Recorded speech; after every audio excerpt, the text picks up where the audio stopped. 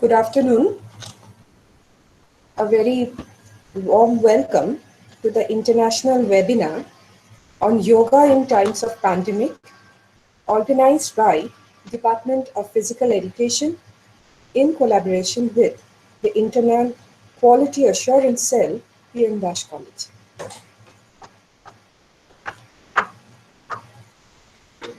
The COVID-19 pandemic and accompanying lockdown measures have turned work-life balance upside down.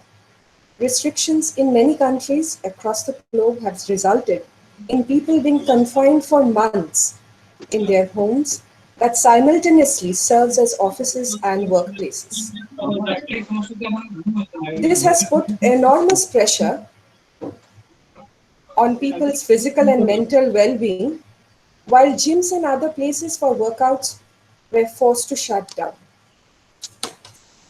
As the country battles the COVID-19 pandemic on a war footing, India's traditional system of yoga has been established as a means to boost immunity, improve overall health and well-being. Yoga can be a powerful tool to deal with the lockdown's uncertainty and isolation, as well as to maintain the physical well-being. So this afternoon, our international webinar would be on yoga in the times of the pandemic. Dr. Sharmila Dey, Principal PM Dash College, will be addressing her welcome address. Yes, madam. Welcome, madam, to the webinar.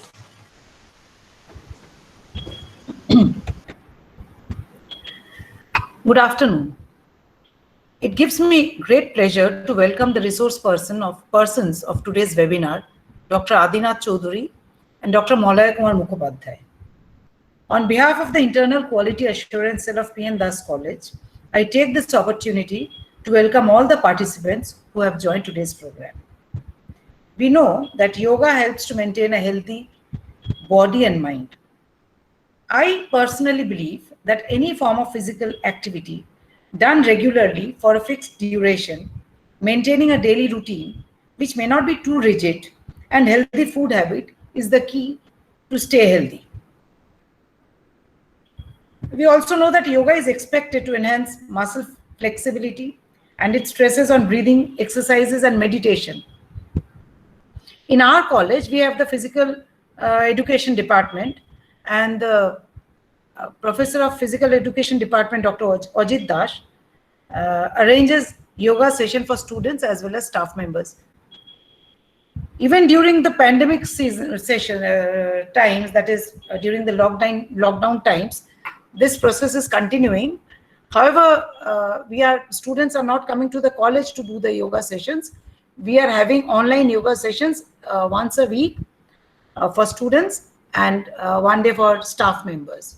So this was the initiative of the Internal Quality Assurance Cell, and Dr. Das has agreed to do so and is doing regularly. This is a great job. So I would like to mention this on this platform so that everybody knows, and I would like to thank Dr. Das for this. So I don't think I am a very good person to talk a lot about yoga and everything. Personally, I follow a routine and I do yoga every day, but I am not an expert. So without spending much time, I would just like to hand over the platform to today's speakers, and I hope everybody has a good session, and thank you once again. Thank you, everyone.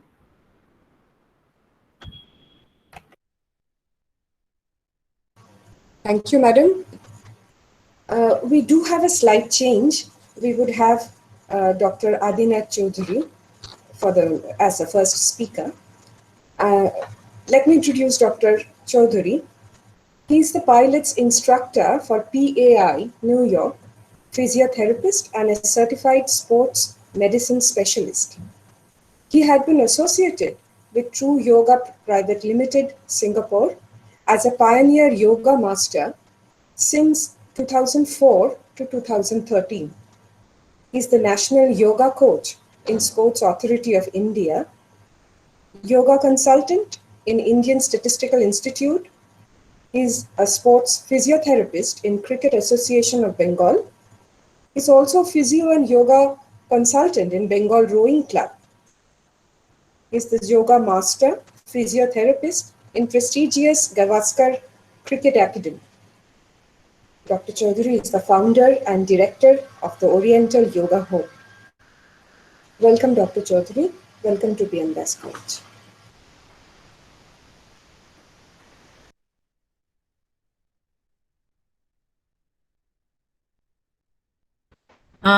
Please unmute yourself, Dr. Please unmute your microphone, Dr. Chaudhary. Please unmute your... Yes, can listen to me now?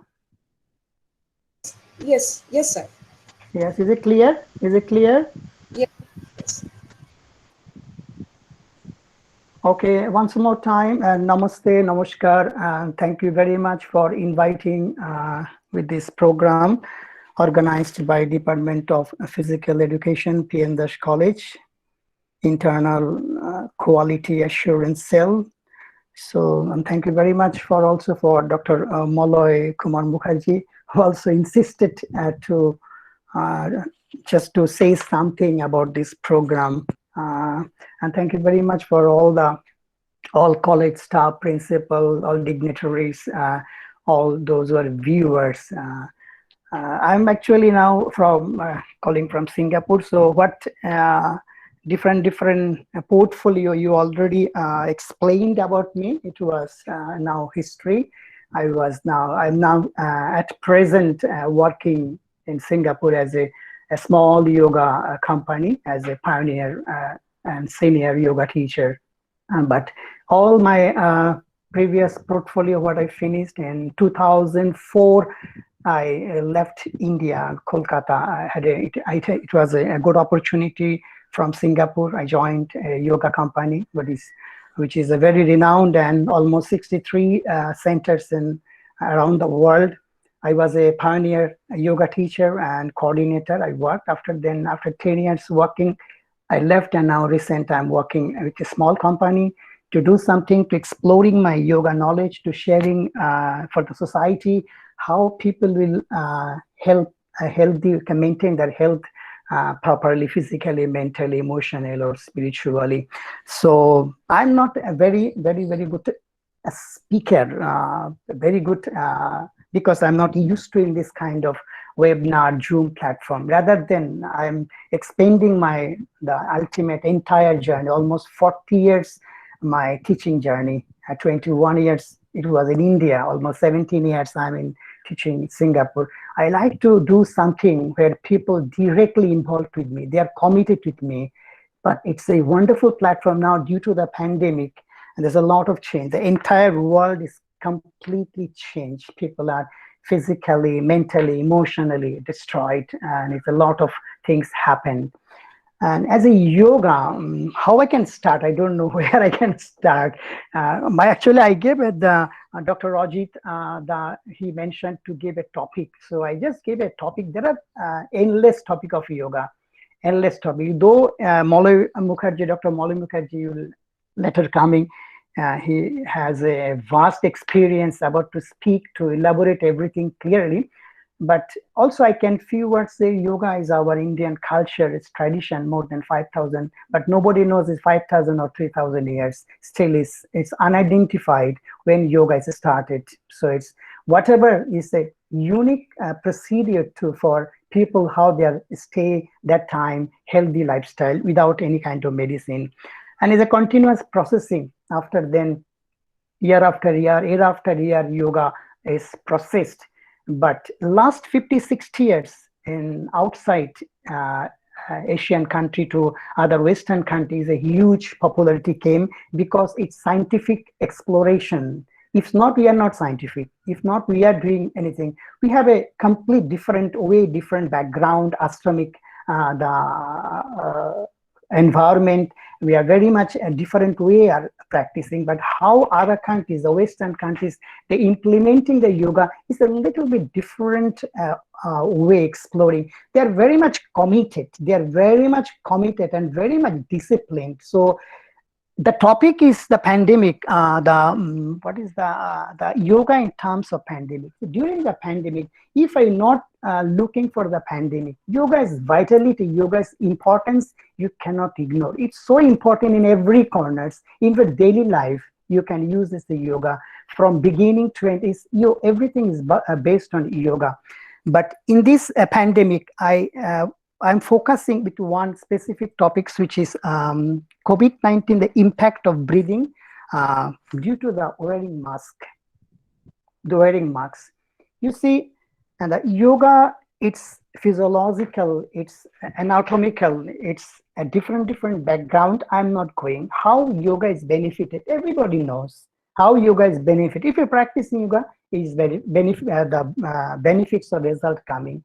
Its physiological background, its anatomical background, its functional, how is using.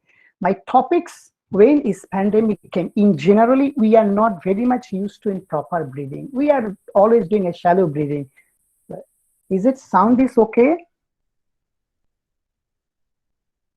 Is it my sound is okay? Perfectly, sir. Okay, sir. Okay. I don't know because I cannot hear, so I hope the sound is okay and my voice is okay, or is too loud or too soft. My voice is too loud. Perfect, sir. It's perfect. Okay. So what I just try to explain, yoga's benefits, yoga's utility, yoga science, I'm not explaining because everybody is quite used to. In which background you can explain about yoga? Everything is unique. Everything is incomparable when you practice yoga. The thing, so it's a very is a continuous nourishment. Oh, yoga is a scientific background. Yoga is a philosophical background. Yoga is a anatomical background. Now many things happening. In this short time period, I can just try to explain yoga's impact coming after this pandemic when you're wearing the mask. In general, when we are we are not wearing much, we are not used to a very good breathing procedure. We are most of them taking a shallow breath. Most of them, you know how we can breathe in, so everybody you have to take good deep breath. Even everywhere you have to take a good deep breath. So good deep breath means we are not fully focusing with our lung. And this pandemic, this COVID-19, the entire virus infection is based on our lung. So after this, if definitely we are sure we have a light, it's not, nothing is continuing, is definitely one day we fight and we will win against this pandemic, then the people will start to suffer for different lung problem, different heart problem due to the lack of breathing, due to lack of oxygen supply. So my topics is after the pandemic, when we're wearing the masks, what will be the impact coming?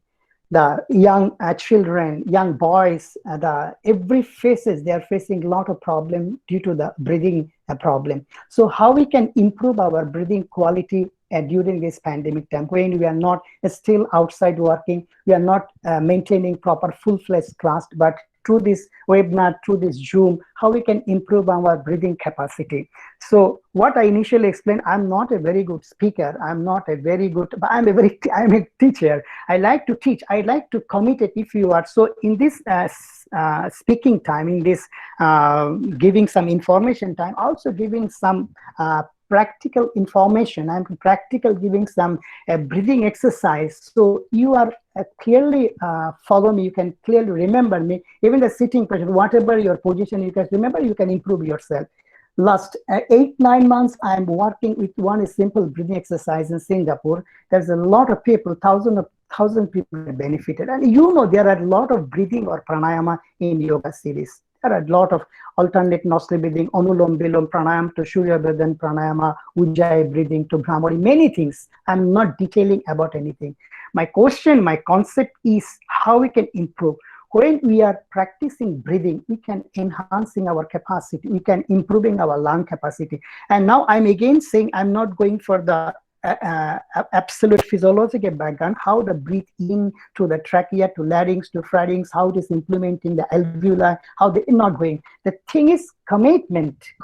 After this pandemic, we have to suffer some breathing problem. We have to suffer from asthmatic condition. There's a lot of disease also linked for the heart. So how we can protect our how I can prevent. Yoga is a preventive method. If somebody say, I can practice yoga, I can immediately cure. These all are fake.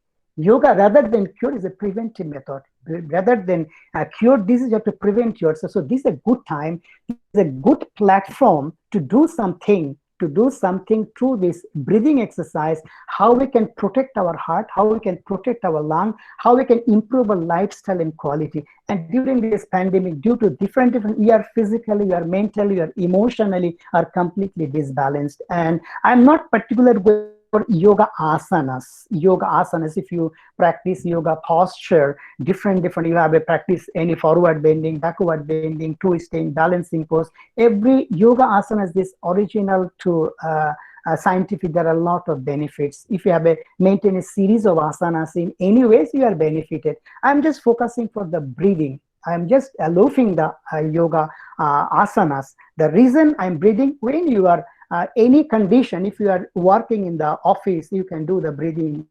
You just taking for a few seconds time and seeing TV, you can breathing. And this breathing, this simple concept is so useful, nice to improve your quality of breath. You can improve or enhancing your the breathing capacity. So the anybody asking anything, questions? No, carry on. Okay. Thank you very much.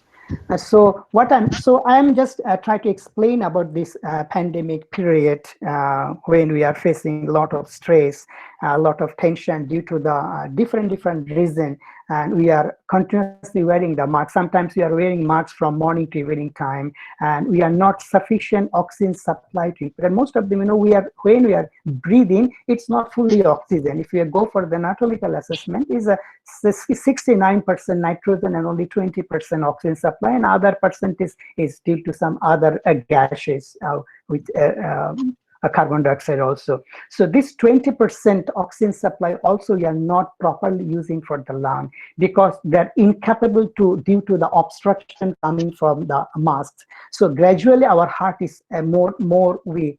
We are not opening for the alveoli, the valve, the sacs of the alveoli. There are a lot of million of alveoli when they're opening for proper using the oxygen supply. Then there is a lot of functioning going for the skin, for energy, many things happening. So my target point in this speech, to do something, to communicate with me, do some exercise and breathing exercise. Then if any questions coming, any other conversation coming, I will try to explain clearly. So I'm directly going from a practical side, how we can protect, how we can prevent, even how we can cure ourselves through some exercise after wearing masks. And if the pandemic session will be finished, we are clearly open everything, but it's still due to some bad impact, we are carrying the disease. So how can impact? So if you can see me, you can view me. I'm just giving an example of breathing exercise, which is called the chest and throat breathing. How we can improving and enhancing our breathing capacity with this breathing exercise. So your breathing capacity less, you are not fully inhaling, you are not fully exhaling. How only one simple exercise you can enhancing your breathing capacity, and you can entire system, body's chemistry will be more benefited. So I cannot see anybody, only I can see the picture of Dr. Malay Mukherjee. Hope you can see me clearly. If my picture, if I clear, so I'm just giving a simple practical concept of one breathing exercise, which is a chest and throat breathing. Last almost 17 years, I implement this breathing exercise with my classes in Singapore. In each and every classes, whatever the class mode, my therapy class, my gentle, my traditional, even I'm using for the Pilates class.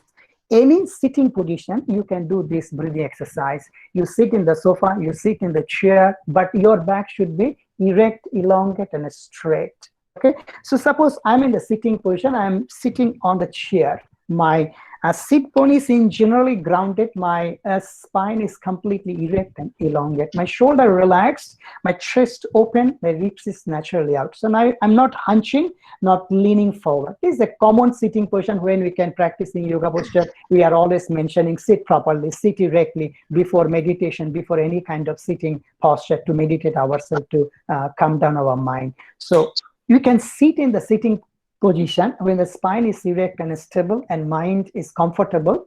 Then you interlace your hands finger interlace, and you try to place under the chin. So you can see me clearly. So I'm now giving a live demonstration in this workshop or webinar program. So interlace your hands finger under the chin. I placed my hands finger under the chin. My elbow is just close to the body, just close to the body. My spine straight and elongate. My shoulder should be relaxed. And your core muscle is simply engaged. That means you are not pushing forward your belly and not just normal. So from this position to, if I can inhale, I'm inhaling. I can open my chest as much as possible. My ribs is completely out, laterally out. I stretch my throat. I look up, chin up, or I can close my eyes. And I'm exhaling and slowly return back. So if anybody, somehow you completed any kind of Bikram anywhere in the world, if you practice Bikram hot yoga, I hope everybody know the Bikram hot yoga. Now there is not any pattern, so many things happen. Hope you also know. This is not a Bikram breathing style, also don't be confused.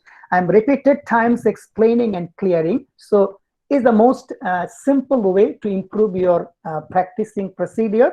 So your sitting position, when you're comfortable, your hands interlace, you place under the chin, elbow close to body. This is the initial format. You breathe in, open the chest, your ribs out laterally, look up, chin up or eyes closed, and exhaling to return, elbow close to body. So this is the breathing exercise. When you breathe in, your ribs is naturally out.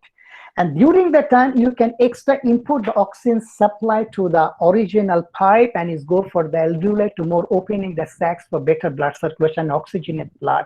There's a lot of science. I am not giving any kind of scientific analysis about this breathing exercise. I'm directly just explaining the posture and giving the demonstration. You just try and practice it. Whatever I initially explained, I like to teach and to directly involve me with the practice, because we are organizing many things, we are talking many things, but we are not following, we are not maintaining. Whatever the webinar program, I don't know, many of them you're practicing, many of them even in listening my voice, though I am not a very good speaker. Later, Dr. Malay Mukherjee, he will explain excellently. I know I worked with Malay Mukherjee many years, and he's very close to me. So I thought I can program a simple way to implement the idea, and directly you go inside, and from today you can practice that, how the pandemic over or pandemic now coming, how you everyday practicing and see what is the impact coming. So this breathing exercise is uniquely designed for the chest cavity. When you are open the elbow, your cavity is big naturally, your ribs is out, so inside the balloon is bigger, and the moment you can stretch your throat, your trachea, the bronchial tube is extended to inputting more oxygen supply. So they are very much beautiful, working for the bronchial tube and glottis, and they also stimulating for your parathyroid and thyroid gland. So when you are inhaling, simple one exercise, when inhaling, the anatomy of your chest open, cavity open, you can input the oxygen supply, and at the same time your bronchial tube, trachea, all are working and stimulating thyroid and parathyroid gland for control your hormonal balance. And you stretching, the pipe is open, and when you're exhaling, you're completely squeezing. How you completely all the air, the oxygen, the carbon dioxide you are releasing. That's immense result. At the same time, your entire chest muscle, the pectoralis major minor muscle, the heart muscle, they're continuously pumping the blood to activating. And if you have any shoulder related problem, your shoulder long time you're teaching, you're working, table work, your shoulder is stiff, you can improving the mobility for the shoulder joint. You have to stretch your throat. And you know that during the pandemic, a lot of emotional impact. Lot of emotionally are disbalanced due to the financial crisis, due to the job going, many things happening. So we know most of them, we have only the gland, parathyroid gland, which is responsible for our emotional control. So one breathing exercise, enhancing breathing capacity to input your oxygen supply for better to protect yourself, even if your minor asthmatic condition, any kind of irregular breathing, you can maintain the rhythm. And your cavity is so beautifully working, is also impact coming for the heart, impact for the heart. So the heart function is better, and mobility better for upper back, shoulder region. And when you stretch in this way, it's a movement. So the cervical region, C1 to C7 vertebra, they're highly stimulating, using all kind of compression. If you have a compression with your vertebra disc or degeneration, lifting process, cervical spondyl, you can do. And it's active for your brain. Your brain is active, which is very good for your parasympathetic and sympathetic nervous system. So can imagine the time slot is very, very minimum. And you can finish this breathing exercise within 2 minutes, full-fledged and few sets. So this is chest and throat breathing, which I am doing in my classes. I'm implementing for the people, those are practicing yoga, and that's an immense result. The moment you started to practice, then you are benefited. See, when you are hungry, then only you can eat, then you can feel, yes, the hunger is gone. If you're hungry, if you are not taking food, you never meet up your hunger. So the thing is, you have to practice. You have to practice whatever ideas. We know yoga's benefits. We know yoga's traditional concept. We know yoga shala. We know yoga's modern concept, and how yoga is whole world, $1 million. They are now business coming. But the thing is, how many persons are practicing properly, the committed? How many you of them practicing a synchronizing series? So I am not giving here is not a platform to give a synchronizing flow or giving a lot of everybody, and quite now practicing, India also practicing huge. So I'm doing this breathing exercise, which is called throat and chest breathing in this pandemic time, when you are wearing the masks or without wearing masks, or when they finish the pandemic, how I can protect my heart lung, how I can protect my lung capacity if any breathing trouble came, or we are rather than problem coming, how we can prevent ourselves. So these are the breathing exercise. If those who are viewers, if you have any kind of questions related this concept, I can try to explain. I can repeat again. I can give the further demonstration. And if you are really committed with this program, this webinar program, not to listen, to do something from today, why you are practicing, why you are organizing this program, to do something better, why you are giving a lot of things, all the principles are to involve, all principal professor, all the dignitaries are involved. Your valuable time, it's only is cultivate, only is useful when you are practicing. So these are one breathing exercise I showed. If I can, if still not any kind of confusion with this breathing exercise, I can further show. So this is one thing I'm just saying, rather than any other lot of explanation and ideas, the chest and throat breathing. So if any questions before moving some other things, I can go for other few concepts. In between, any questions? Can breathing exercise be helpful for asthma? Yes, but if the asthma problem is too severe, sometimes you have to do a mild version. You cannot too much giving too much repetition. You can do 5 times, 6 times, a slow procedure. So in general, the rhythm is, if I can show, according to the questions, you inhale, exhale, you inhale, you exhale. So there is no retention process, there is no holding process, but breathe in for few seconds, pause, and breathe out for few seconds. But this is the quality time to explore your mind for the proper brain functioning.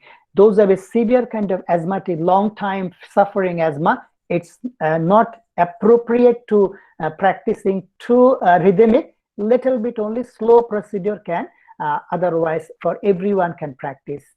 Yes, anything I can just, sir, how long should we hold our breath during this breathing exercise? No, there is not any kind of holding time. This breath is a rhythmic process. You breathe in full-fledged and just few seconds, maybe retain, and you feel, observe the breath inhalation, the energy, and you breathe out, completely exhale. There is no retention process, no Kumbhaka style, is only inhalation, exhalation, rhythm. And this kind of concept you can do 10 times, each a set 10 times, average 10 times, and 2 set or 3 sets, so total 30 times. A ratio of Puroko and Kumbhaka. No need to ratio and Puroko. Don't go for too much confusion. So that I'm explaining today. So it is a good platform opportunity. That's I cultured many ways. I did many things previously with this yoga. The ratios, the things, forget everything. If you go too much things, you cannot do anything. Don't go for Puroko, Ruchoko, Kemboko, or 1 or 2 or 3, 4 ratio, nothing. You breathe in and you breathe out.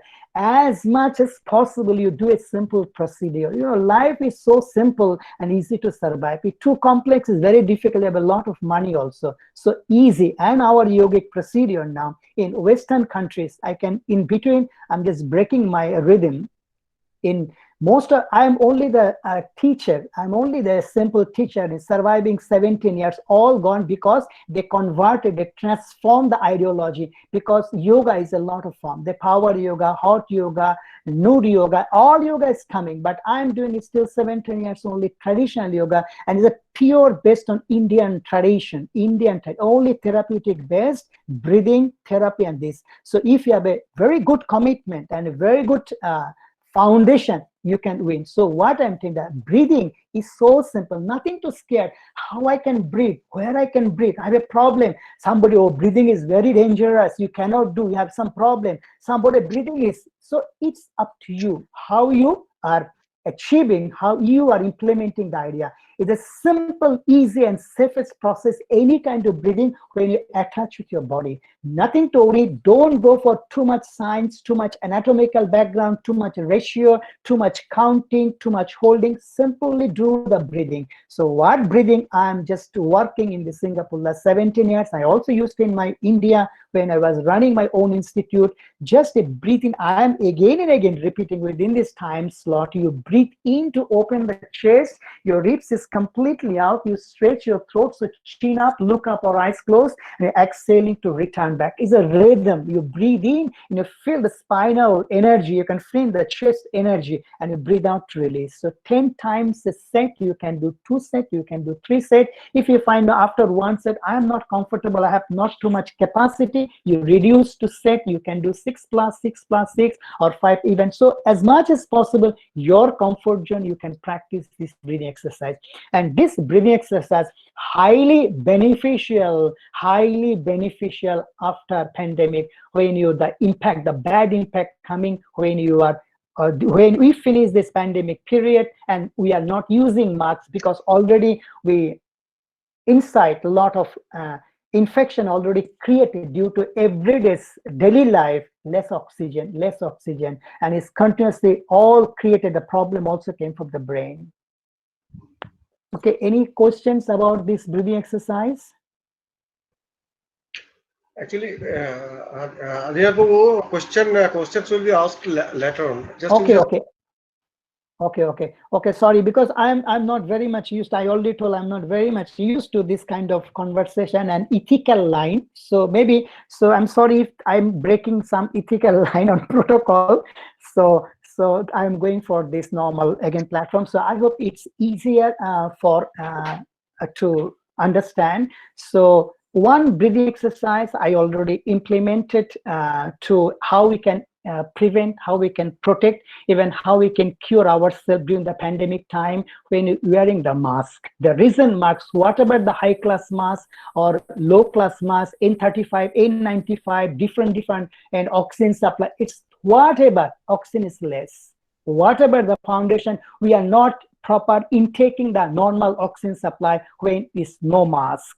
So that's the reason we have to need to enhance our capacity naturally through the yogic procedure. And this breathing exercise is neither any very ethnic process, it's a modified version, it's a modified chest and throat breathing to improving your breathing capacity, to enhancing your breathing capacity, to protect or prevent yourself.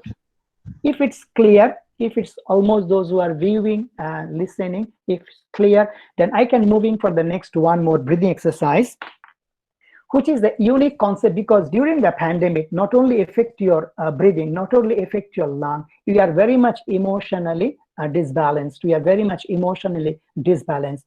And physically, emotionally, when we are both disbalanced, we have more problem. We're sometimes physically strong, mentally strong, but emotionally very so emotionally, too much emotion and less emotion both are dangerous. So many things happening because due to the emotion. How we can control our emotion through the yogic procedure in this pandemic time? When you're sitting long time, sometimes no work, sometimes overwork, sometimes less sleep, sometimes oversleep, sometimes we're working not, physical ability is less. So how we can do? Another one, good breathing exercise to activating your simple parathyroid gland.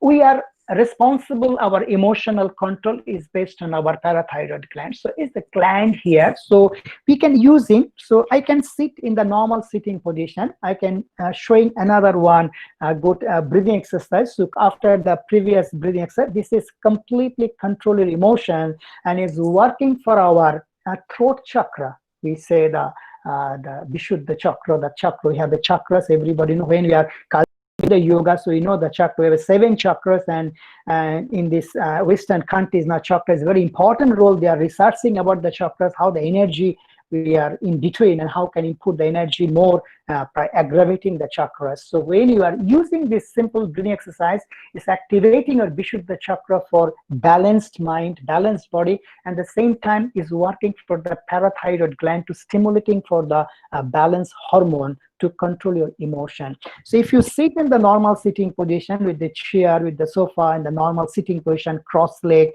lotus, half, whatever like, so place your both thumb, both the side just of your glottis. Here you can see me clearly. Both the side you place your thumb, just nicely placed, not too much pressure.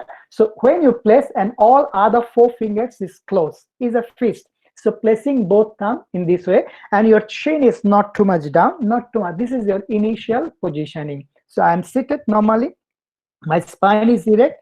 I'm placing both thumb, both the side of your this throat area. And once you are ready, you inhale.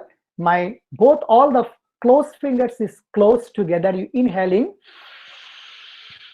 you stretch and hold for 5 seconds. And exhaling, slowly return to the normal position. No need to chin down. No need to chin down. So here too, you moving, gently giving a pressure to activating your parathyroid gland, stimulating thyroid gland, and after 5 seconds holding, you return back to the normal position. You can use 2 thumbs if you sometimes feel I'm very confused, I'm not dohana. You can also without hands, you can lift it, but impact slightly less. So you can lift your throat up and slowly down. Lift your throat up, and it's not a neck exercise. We are more focusing this part. We are focusing. So anything when you're focusing particular point is working is more. Not if you are looking this side, this part is activating. But apparently some other part is benefited, but we are not looking for that. So these are particular good exercise for your control your emotional balance. So these 2 breathing exercise, the previous one and this one, you can practice during this pandemic time when you're wearing masks to support yourself, prevent yourself, to protect yourself, enhancing breathing capacity. Those are minor asthmatic condition, breathing trouble, shallow breath. Sometimes your breath is not full-fledged. You also are benefited. But too severe asthmatic condition, too severe breathing trouble, sometimes you need more recommendation for the doctor's guideline. If you have any other chest condition, sometimes you have to modify the breathing exercise, then it's more suitable, it's more applicable for you. Okay.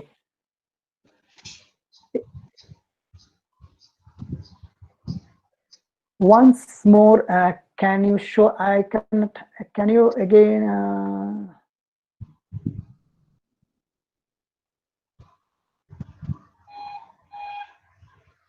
can I repeat the questions, please? What questions I see?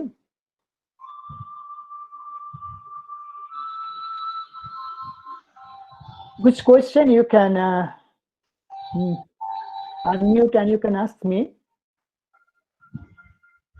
The second breathing posture. Okay, second. Okay, Mr. Ratanu Ganguly, I'm showing the sitting position. I'm not explaining. You have to place your both thumb, both the side of your, this is throat section. You can find a hollow, a little bit hollow. You can place your both thumb inside, and your chin is level, is parallel. The chin and the chest is not too much down. Is the maintain a proper gap where you're activating muscles and activate the gland is normal position. So you can gently press and your all the fingers is closed. You inhale, holding for 5 seconds. When you lift your chin up, it's a nice stretch, but not to exert with the posture, not to exert. It's simple. You can push and you feel a good stretch for the throat. You can feel the energy for the throat area. 5 seconds holding and you slowly adjust down. That's a breathing exercise to activating a parathyroid gland, working for the Vishuddhi chakras, the throat chakra area, and is a very nice for glottis and bronchial tube to opening. Sometimes the blockage, breathing is not clear, is an excellent concept to improving your emotional balance, balance. So these are 2 breathing exercise. A number of repetition. This one you can do 5 to 10 times, and because there's a holding time, 5 seconds hold, but not too much hold. If you are not used to, not too longer holding time. But if you're used to, if you are practicing longer time, then you can hold the time slightly more longer. So these are 2 breathing exercise, a number of repetition. This one you can do 5 to 10 times, and because he has holding time 5 seconds, used to practicing longer time, the whole time slightly.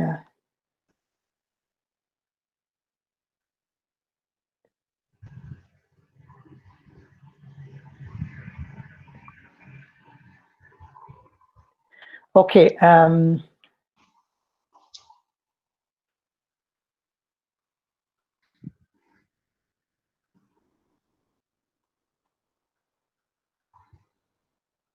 Okay. Yes. So I'm just back to my, how many minutes I have in hand? Number of repetition. The first one repetition is I already explained and mentioned 10 times a set. You can do 3 set. You can do 2 set. You can do 3 set also. A 3 set also. Is it clear? Okay. Second breathing exercise, you do 5 times and 3 set repetition only 5 times, because it is a 5 seconds holding when you're lifting the chin up. When they're lifting the chin up. Yeah. When they're lifting the chin up, only 5 times, 5 second holding. So you can do 5 plus 5 plus 5. And if you're not comfortable, just you can start beginning 5 plus 5, 2 set. That's enough. That's enough. When you're starting the breathing exercise you are not used to, you can do a less repetition. It's more comfortable for you. Nothing is hard and fast rule. Nothing is hard and fast rule. Even if you never practice any breathing exercise, you just start from 2, 3, 4 times. But you have a commitment. If you are started from today, if you started from today in this 26th of September, and you have to practice every day. It's not 2-day practice and after again 365 days you again try. No, there's nothing happening. You have to do, if you do 1 time every day, 365. If you do 2 times, that's coming. If you can feel the counting. So that's amazing breathing exercise. If you do 10 times every day, 2 sets every day, is monthly 600 times. This is a ratio. You have to mark a calendar. What I try to explain in my topics, I have a little bit idea about the anatomy, about the physiology. I created everything. I'm a physiotherapist also. Dr. Molly Mukherjee know everything about me, but I today a little bit different. I try to analyze. I explain. I also a few things I joined. I saw most of them. I every year I'm going back to India. I'm doing something for society. I'm giving some tips, but nobody can follow. Nobody can follow. But the thing is inconsistency. We like to dress, we like to eat, we like to food, but it's still somehow whatever, we are not caring our health. We are not caring our health. When we are facing problem, then we're caring health. The problem coming, so until you're waiting when the problem is coming, why? We can, before we can protect ourselves, So the great time, this is a great time, the pandemic time, when we are at home, we are not going too much outside. The option, you can choose the option to practice a proper yogic procedure. There are a lot of yogic concept procedure, no need to everything to grasp yourself. Do some simple sequence from the well trainer, those who are renowned nowadays, that trainer or teacher also. I'm a teacher, it's not very nice to say now every day you have 200 hours, 300 hours courses, all are going to teach a yoga teacher. It's quite dangerous for the society. You have to complete many things, then you have become a teacher. So those who are renowned and well qualified and well experienced, you just give some guideline to start practice. Those who are listening, those who are joining, I'm so grateful. I'm very much grateful to giving this platform, this opportunity to say something, to show, demonstrate something. But if it should be purposeful when you will continue from today, from towards. So you have to select a program with the pandemic, which is very suitable for you if you are long time sitting. So this is not my subject wise, but I little bit turn to if you are not practicing yogic posture procedure, you can try to start yogic procedure, which is a tremendous impact for this pandemic area. When you have a long time sitting, back problem, do some exercise where the back problem, simple cobra, simple half locust, we say bhujangasana, we say salavasana, single leg, both legs, you know the breach, setubandhasana. Just make a simple programming, 2-3 programming every day. You have any kind of digestive problem due to this pandemic, not to movement less, only eating and earning money, a lot of digesting, do something, do a Pavan Muktasana, do a hugging knee, right, left, both, do a plow pose if you have not any shoulder related problem, do a shoulder stand, do a cobra. So minimum 3, 4, 5 things, all working. You have a hypertension, you do a alternate nostril breathing, the pranayama, Surya Vedan pranayama or Onulam Bilam pranayama. You have a breathing, you're enhancing your breathing capacity, energy is lost, you do the pranayama of Ujjayi, we say victory breathing and Ujjayi breathing. If you have any kind of abdominal disorder, constipation problem, you do the Kapalbhati. There are many ways and lines. The thing is, you are practicing or not? Are you committed or not? So if you are committed with this exercise program, definitely I will again come back with this platform to show many things, not to speak too much. So I like to speak, but I'm not very comfortable to speak because I need a commitment from you in this COVID-19, in this pandemic. That's a beautiful program in these times, how yoga impact. Yoga is a huge impact.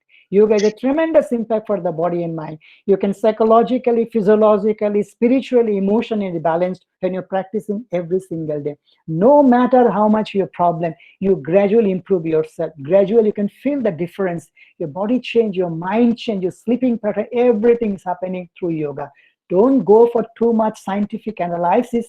Don't go for many things you can listening, all that you can forgetting. Listen a little bit and try to implement. Listen a little bit and try to implement. Good food habit. Another one thing, so Indian, we are very much used to the food, I also love, but I have to control myself. I'm going to aging, so most of them very good for vegetarian food, not too much the red meat or chicken, but fish is nice. You can do a proper food and plenty of water and exercise, yoga exercise. This is a great opportunity to maintain a healthy life. Life is unpredictable, but I can say life is predictable. What you predict is happening. The life and death is just like a spring. It's like a spring. You know that when you rubber band, you suddenly pull, is cut. But when you're continuously pulling like a sweet shop in our Indian sweet shop, so before the covering the sweet, they have to few times you can pull. Suddenly cone is tearing. So long time, then you can never tearing. So it create the flexibility, do everyday yoga, everyday breathing, everyday pranayama, everyday something properly, precisely. Then you can see within a week how you're changing. And whatever your program, it should be justified and it should be wonderful. Okay, I hope that's enough from my side. Now you have any questions? So if my time is okay, if anything I can share from anyone, I can share from my side, a yogic point of view. If anything come some other point without yoga related, health related, also can share something if anybody looking from my side. Excuse me, what exercise did you exactly mention for hypertension? hypertension, you can do the best with the alternate nostril breathing, which is Onulom Bilom, we can say Onulom Bilom, original Sanskrit name, but English Yes. we can say alternate nostril breathing. But you can start from the left nostril. You start from the left, inhale, right out, Okay. right in, left out. This is the original alternate nostril breathing, and it's behind a lot of science because it's equally balanced your sympathetic and parasympathetic nervous system, and equally is improving for your hypertension. It's beautiful. It's nicer posture. Okay. Okay. Thank you. Thank you very much. Sir, thank you for your speech.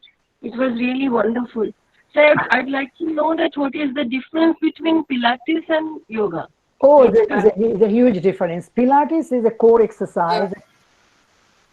Yes, Excuse me? Pilates. Yes, sorry. Yes. Yes.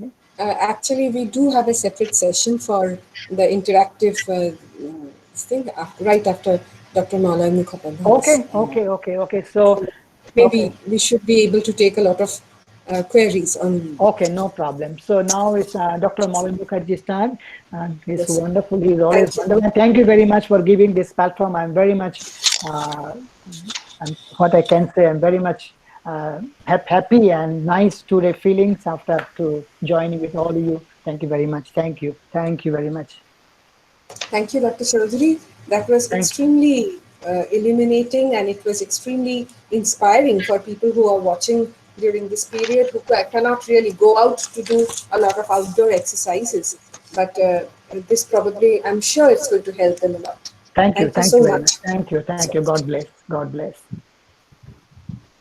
Now we have the second speaker, Dr. Malay Kumar Mukhopadhyay, WBES, Assistant Professor in Physical Education, Postgraduate Government Institute for Physical Education, Banipur, North Chobbish Pargana, West Bengal. And he's also the Officer on Special Duty, Education Directorate, Government of West Bengal. His specialization is yoga. He received special talent in fine arts in international level competition. He is specially trained in sports massage and holds a doctorate degree from Kolkata University. He has published several research papers in international and national journals. He has been a resource person at Indira Gandhi National Open University, NSNIS, Netaji Subhash Open University, Calcutta University, Jadavpur University. He is also a member of many prestigious and different national bodies of sports and education. So we have Dr. Malay Kumar Mukhopadhyay now. Welcome, sir.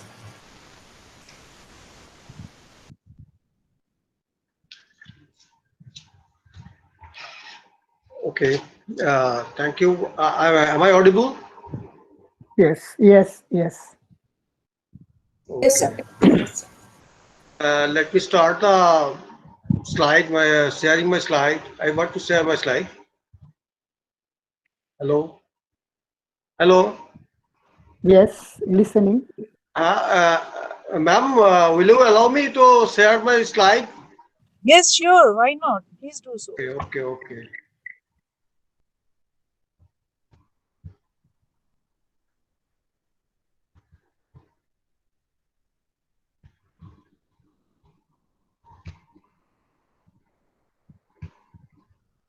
Let me give it. One. Share.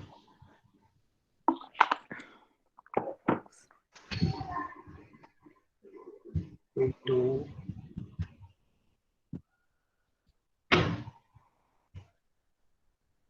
share.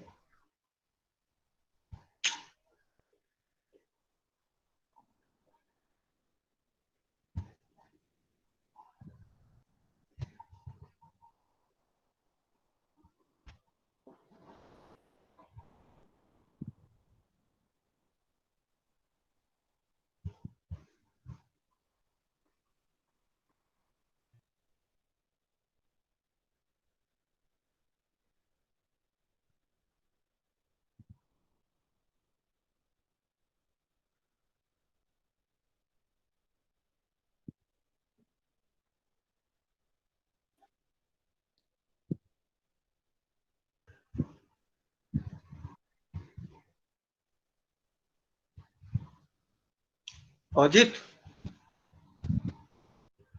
Ajit?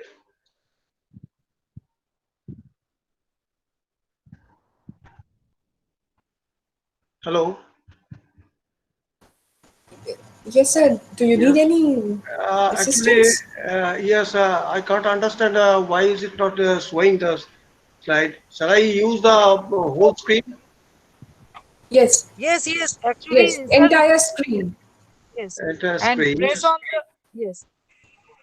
Please, Okay, sir. but it's not Entire showing. screen, and then click on the picture that you have in the middle, and then share. Okay. Yes, sir. You're presenting. Okay. Is it visible? Visible? Hello? Yes, it is. Is I it? mean, it has become. So you have to just come out of this now and just present your PPT. You just go to the PPT window, Yeah. PowerPoint window. You don't need to come here now. You just press this tab where it shows the PowerPoint is showing. Is it visible now? No, because you are visible now. Okay, Is your okay, PowerPoint okay. on the desktop? এটা হচ্ছিল তো। PowerPoint is there. হ্যাঁ, তাহলে আপনি এক কাজ করুন, পাওয়ার পয়েন্টটা খুলে নিন, খুলে নিয়ে প্রেজেন্ট অপশনে চলে যান। PowerPoint স্ক্রিনে এ করে মিনিমাইজ করে। না, মিনিমাইজ করবেন না, ওটা খুলে দিন, পুরোটা করে দিন, ওটাকে ওকে, ম্যাক্সিমাইজ করুন। ওকে। গুগল মিট উইন্ডোটা মিনিমাইজ করুন। গুগল মিটটাকে ছোট করে দিন, আচ্ছা, ওটা প্রেজেন্ট করুন। হ্যাঁ, গুগল মিটটাকে ছোট করে দিলাম, দিয়ে প্রেজেন্ট করে দিলাম। ফার্স্ট প্রেজেন্টেশনে যান, আফটার ওকে, প্রেজেন্টেশন এটাকে মিনিমাইজ করবেন। হ্যাঁ, প্রেজেন্টেশনে গিয়ে এবার আমি এন্টায়ার স্ক্রিন করলাম। হ্যাঁ, এন্টায়ার স্ক্রিন করুন, পরে মধ্যিখানে বক্সের মধ্যিখানটা ক্লিক করুন। বক্সের মধ্যেখানে ক্লিক করলাম, শেয়ার। শেয়ারটা ক্লিক করুন। হ্যাঁ, শেয়ার ক্লিক করেছি, কিন্তু নিচে যে রিবনটা আছে সেখানে দেখুন হ্যাঁ, PowerPoint-টা হচ্ছে। পেয়ে এবার যাবেন। আপনি এই উইন্ডোটাকে মিনিমাইজ করে দিন। আচ্ছা, ওকে, মিনিমাইজ ওকে। করে পাওয়ার পয়েন্টটা খুলে দিন।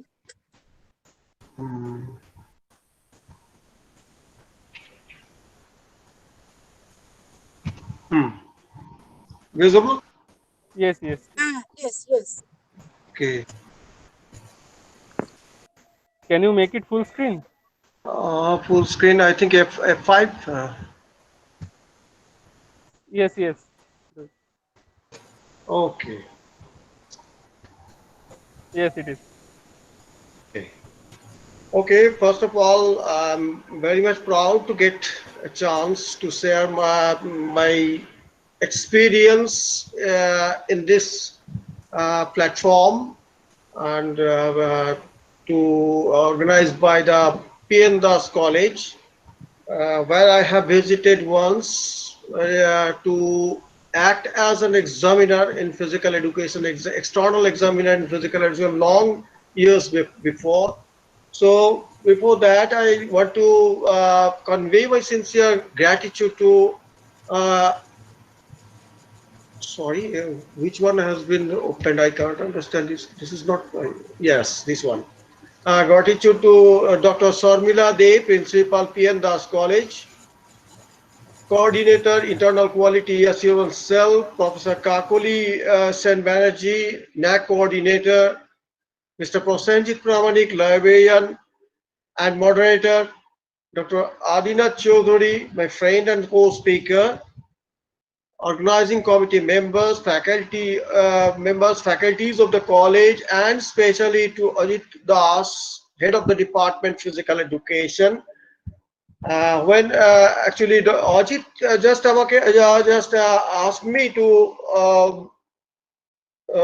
act as an extra resource person for an webinar just 1.5 months before, and then I told him that it is very difficult to find out to spare you immediately now. Still, I just agreed to him. After that, it was that program was postponed, and finally it has been taken safe today. I'm very much grateful to the principal ma'am and Ajit for giving me the opportunity to share my experiences. Today's my topic is just the theme of the webinar, yoga in times of pandemic. You know, the pandemic, most of the people, most of the teachers, most of the citizens, members of the society know about the pandemic. Still, some questions are coming. Out of them, two questions are very important in this 2020, in this new normal situation. Questions are, what makes some people healthy and others unhealthy? It's a very important question because as we are just growing up, our age is just increasing, we are also thinking about these questions. Especially the educated persons are thinking in this way, what makes some people healthy and others unhealthy? That's the question, and that we have to resolve.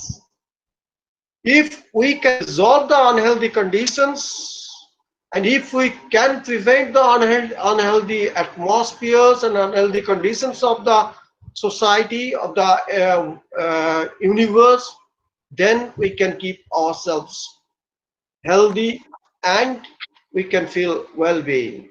We can maintain our well-being. And the second question is, how can we create a society in which everyone has a chance to live a long, healthy life? Everybody wants to live in this beautiful society.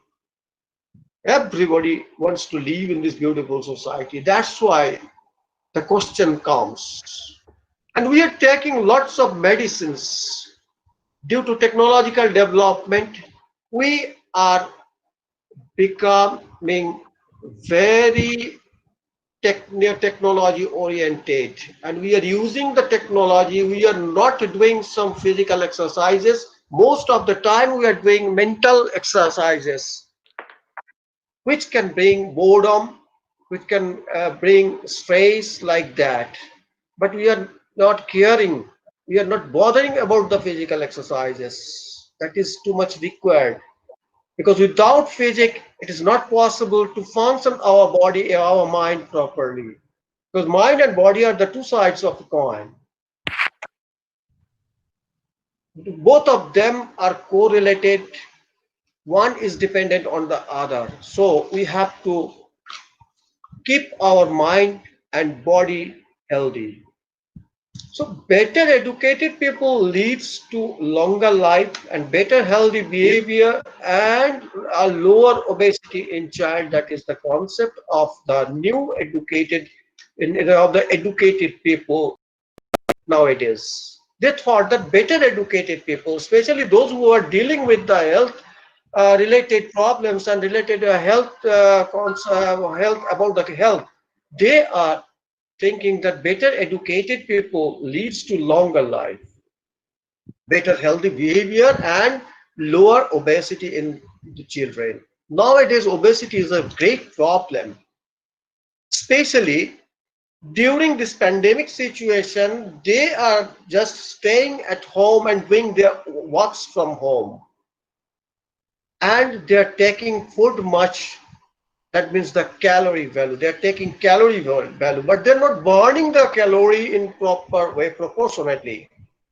They're not performing exercises because they're staying at their home. Most of the times they are staying at their homes due to lockdown period, or during this unlocked period also they are not doing exercises or any other physical movements like that. And what are the factors affecting the health? This is a very important question before description about the yogic practices or physical exercises. Because factors of health, we are talking about the health, mainly talking about the health. And health is related with the socio-economic status, healthy environment, family genetics, healthcare, etc. These are very important aspects of health. And to maintain our health, we have to educate, we have to be literate in respect of our physical materials or physical body. So for physical literacy, first of all, we have to enhance the physical literacy percentage. This is a very new concept. Physical literacy is the motivation, confidence, physical competence, knowledge, and understanding to value and take responsibility for engagement in physical activities for life. This has been taken from the International Physical Literacy Association 2014. And what are the factors related to physical literacy and from where the physical literacy can be gained? One is that education, academic education, and other education. Another is recreational activities. From the recreational activities also we can literate ourselves, we can educate ourselves about our physical health. Sports and physical education is another area from where we can educate ourselves. So many things for maintaining the balance of the human society can be learned, can be achieved from the sports arena or physical education arena. Mainly physical education is related with so many activities. Out of them, sports and yoga are two important factors. Out of them, one thing I want to say that most of us are just confusing ourselves about play, game, and sport. These are three different parts. These are three different things. I insist most of the persons to take part in play activities. Not only to the children for taking part, not only for the children, those who are going to the play schools, where the playway method is used for educating themselves, but the senior persons, adults, youths, old age persons, everybody should have to take part in play activities. Another area which is health area, from where we can educate. We have to educate ourselves about regarding the regarding pros and cons of health factors, health and nutrition, everything. And another is that media. Media has a great role to educate or to literate physically. Now the coronavirus, the pandemic situation. The pandemic has been occurred due to the coronavirus effect of coronavirus. Due to fear of coronavirus, fear has already been induced. We were just living in the normal situation. We were living with the normal situation along with the pollutions, sound or air pollution, water pollution. So we were living in during that time. We were habituated with different types of activities, and we were doing those things. We are going to schools, colleges, that means educational institutions, offices, and we were just finishing our works, and our body was acclimatized with that situation. But in the month of December, I think in China, 2019, first coronavirus was affected, and from that it was spread in different countries, different corners of the world, even in India also. In India, we have just noticed very significantly from the month of March. And from the month of March, I think after 16th of March, we have declared lockdown period. We have learned about the coronavirus, about the impact of coronavirus or effects of coronavirus, and what the coronavirus can do. We have seen so many things on the WhatsApp, on Google, or any website or like that, or any other internet services. We have learned about the things. But what it is it one question has come. Some of the scientists are just asking about, they're telling about that whether is it a viral infection or a bacterial infection. There is a confusion. I don't know the name of the scientist, but some of the Italian scientists have told that this is not the virus, this is due to the infection of the bacteria. Whatever may be, we are not searching about these things, but we have to resist ourselves, we have to prevent ourselves, we have to live in this society in a healthy manner. Mainly the virus, coronavirus, it is nothing but like other viruses. So many viruses are there. Out of them, coronavirus is one of them. There is no fear. There should not be any fear about it. We have to take precautions because we know that prevention is better than cure. So if we can prevent, then we should not think about the curative measures of coronavirus. So coronavirus is a kind of common virus that causes an infection in the nose, nasal cavity, sinuses, or upper throat.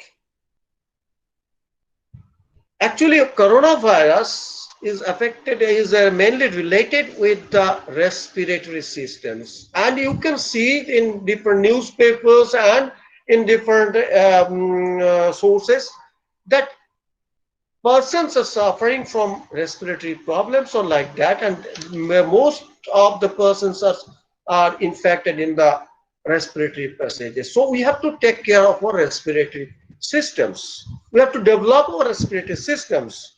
We have to prevent the respiratory system. We have to prevent the infection of coronavirus at the respiratory passages, at the entrance of the respiratory passage. That is the nose or nasal cavity. Most coronaviruses are not dangerous. If you can see the bottle of Dettol liquid bottle, you can see that there it was written that it is also preventive for the coronavirus. Long before it was mentioned, coronavirus was there at that time also, and now also there. But what is the difference between those coronaviruses to this coronavirus? Because this coronavirus is mutating very frequently. Still now, the researchers is in the dark about the characteristics of the coronaviruses. The coronavirus triggers respiratory tract infection. It is right. It is absolutely true. It is established. It can affect upper respiratory tract. It is also established. That means the sinuses, nose, and throat, and also the lower respiratory tract. That means the windpipe and the lungs. Windpipe and the lungs. So another question comes. Just a few months, 3 months before, when I was delivering one lecture at Himachal Pradesh, Shimla, in an international conference. At that time, one of the participants from America, he was asking, how long will the coronavirus last? It was a very important question, and it is a very difficult question to answer. It is too early to speak how long the pandemic will continue. That means the coronavirus will last, because the researchers do not know about the characteristics till now, the total characteristics of the coronavirus. When the total characteristics of the coronavirus will be aware by the researchers, by the medical scientists, they will find out the medicine. And still now, no medicine has already been invented. Some medicines are used for treating the infection in the respiratory passages, and which are very, very costly. a few days before, one of the assistant professor of Netaji Subhash Open University, he was affected with COVID positive, COVID-19. He was telling me, sir, I pray to God that no one may be affected with coronavirus. It is costly.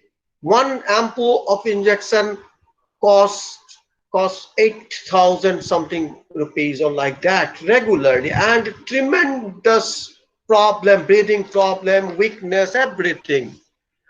So different types of symptoms, that is the syndromes, are manifested due to due to affection of coronavirus COVID-19. Out of them, fever is the most common problem. 99% of the population, affected population, are suffering from fever.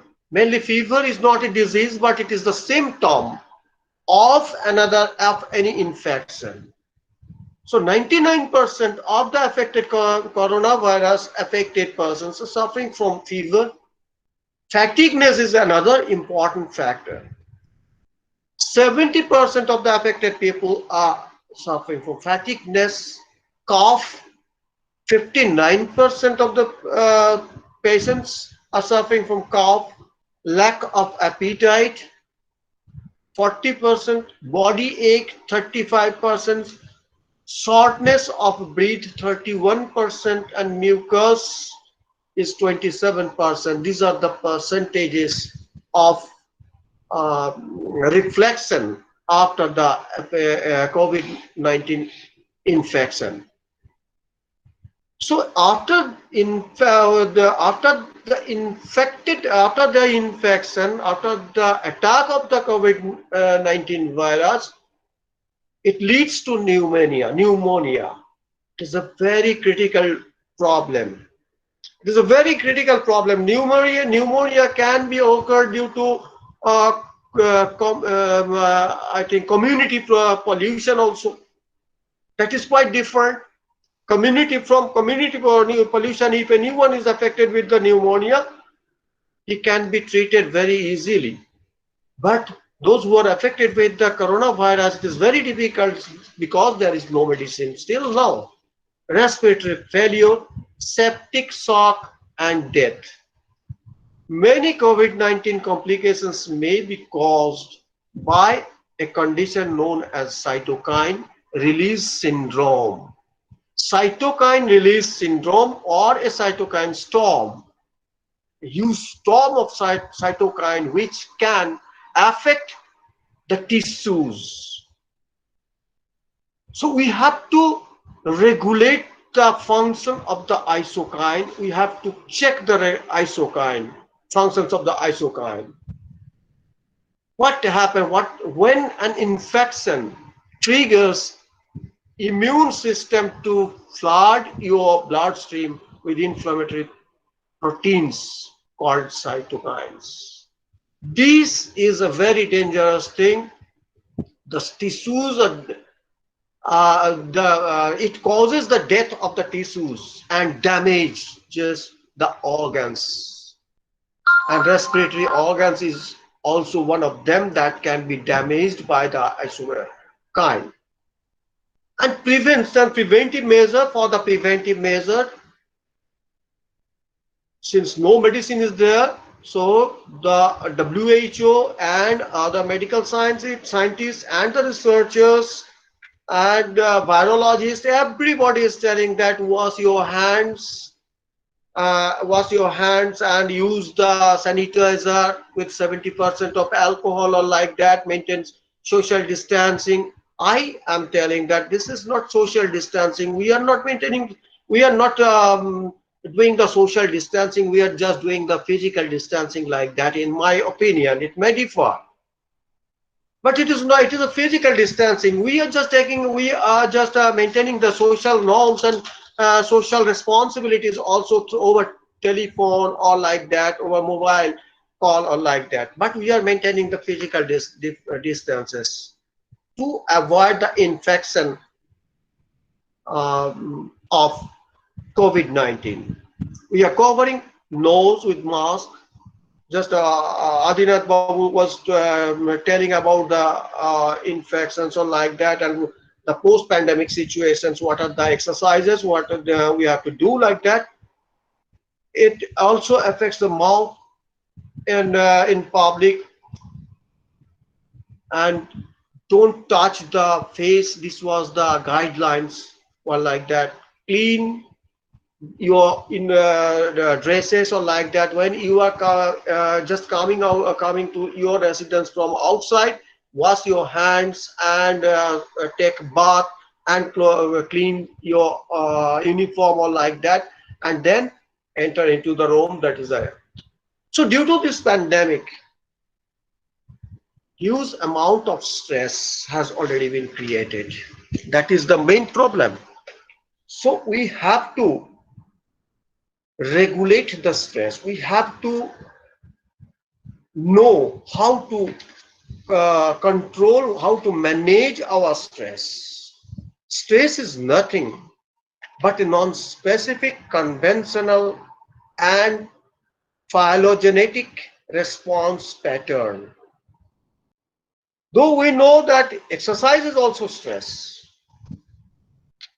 It may be physical or mental. Exercise is also stress, but it is another one stress. From mental stress to physical, it is converted from mental stress to physical stress, because fear has already been induced by reading or reading the informations in different from different sources, social medias, and just reading the newspapers or like that, and fear has been induced like that.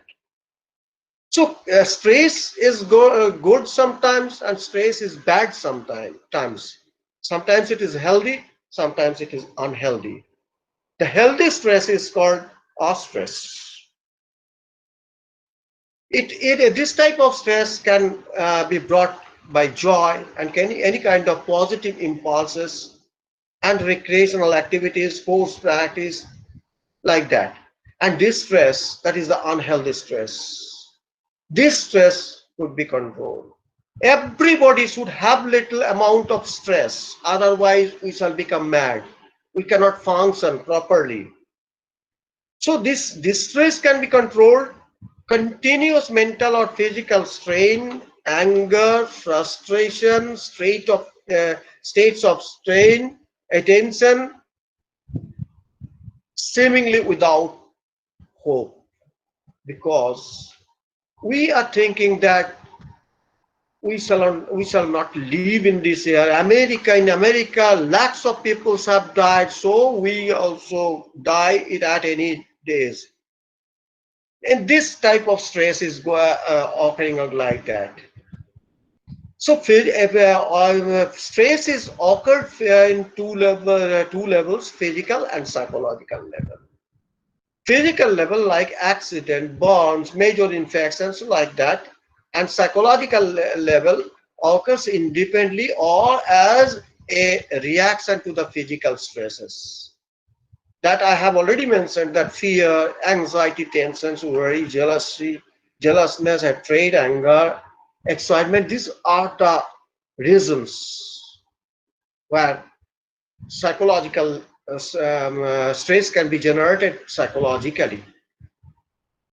And when the stress will generate, at that time what will happen, because I'm just telling about the stress regarding because due to this pandemic situation, if you can if you can ask yourself, your conscience, that just before 1 month, what you were thinking, you were just stressed, you are under stressful condition, whether shall I go outside or not, how much time shall I stay, how far distance I shall stay. Sometimes someone is telling that keep 1 meter distance. After that, someone is telling that keep 2 meters distance. We are just avoiding one person who are just not wearing the mask, or like that. In that way, stress is generated. So when the stress is generated, the reactions are just coming out, and our body system is just taking care of that thing. 3 stages are there: alarm stage, and the resistance or adaptation stage, and the exhaustion or collapse stage. In the alarm stage, we can get the information little bit either physically or mentally. That means our body and mind are just alarming us that something is going on inside your body and mind. And this type of stress, little stress, can be resisted up to a certain level, because everything has the threshold level.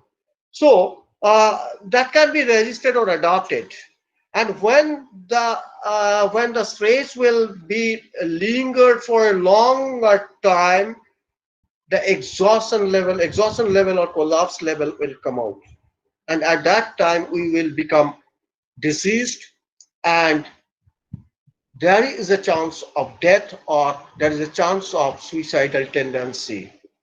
So there are so many symptoms of stress: anxiety, tension, discontentment, resistance, or impatience, criticism, or like that. These are all the factors which we are facing during this pandemic, even in our normal situation also. So one terminology, one thing is that GAS and homeostasis. The body has the immune system, the body has the stability, the internal systems are functioning. So when the stress will be in the exhaustive level, at that time homeostasis will be lost.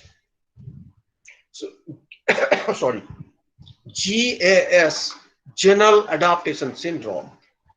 That means the general symptoms, the alarming stage, adaptive stage. That means that is adapted with the situation, and the last is the exhaustive. And what are the related things? Is the heart attack, headache, back pain, ulcer, gastritis, cancer, respiratory disorder, laziness, etc., etc. Out of them during this pandemic, heart attack is a common factor. Blood sugar, enhancement of blood sugar, back pain, either in the lumbar region or in the thoracic region or in the cervical region.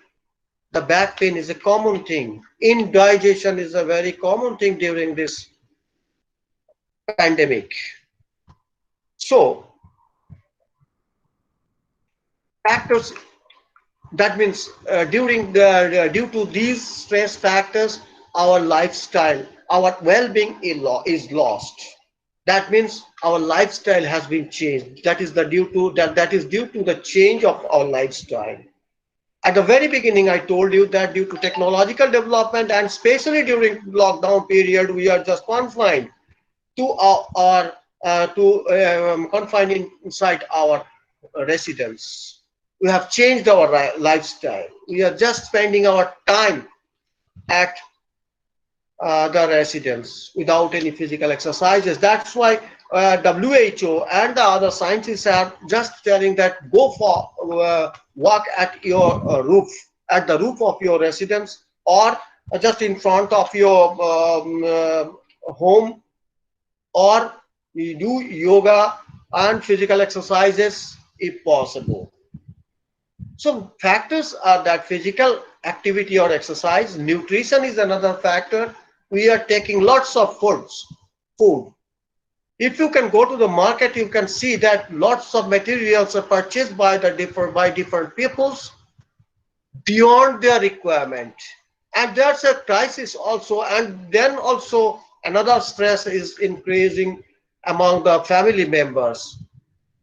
And the family members are telling that bring some materials more than our requirement due to stress.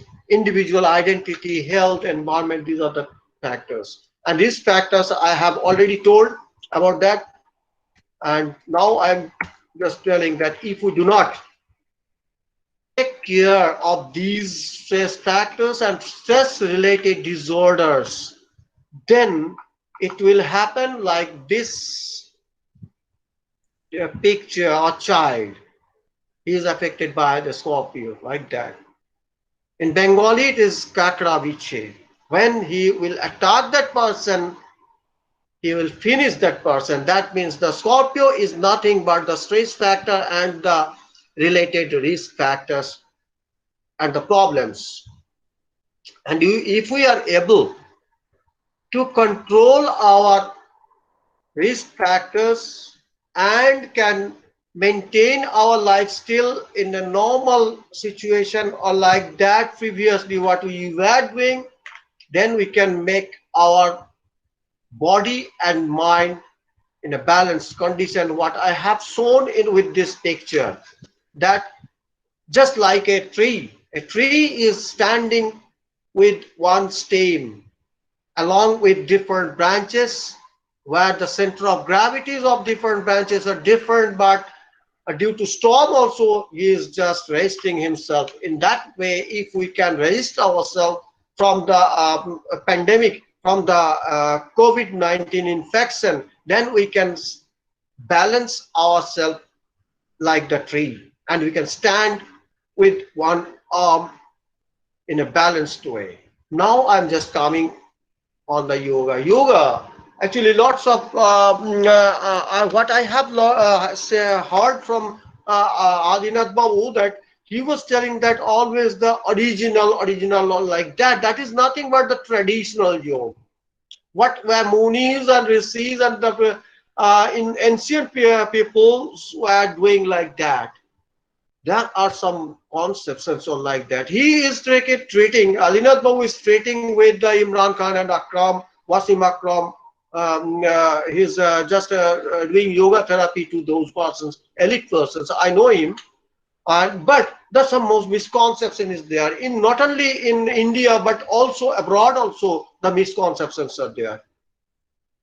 Sometimes when my elder brother is staying at California, he was telling that I asked him, what about yoga in America and California? He was telling that it is nothing but a stunt like that.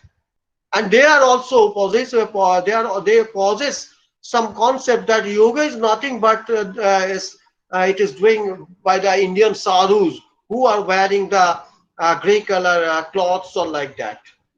And some of the persons are just thinking yoga as an exercise. And that's why the concept of power yoga has come.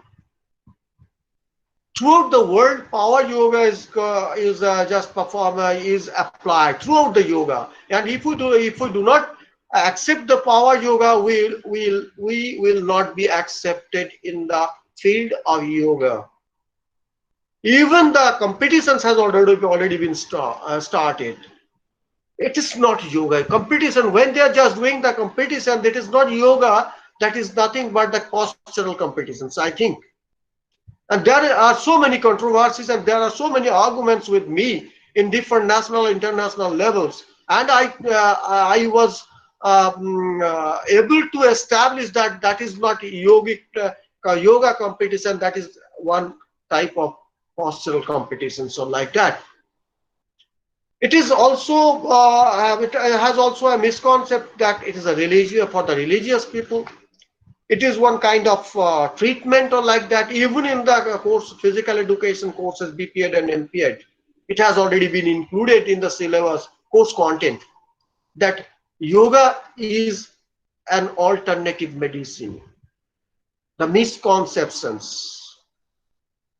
That's why we are not getting the result. We are just doing exercise. We are not doing yoga. If we can perform yoga, then we can get yogic results. One instance, I can say that I have passed out from a yogic course from the Lonavala, GS College of Yoga and Cultural Synthesis, that is in Maharashtra, the world famous institute. There, the traditional yoga is taught.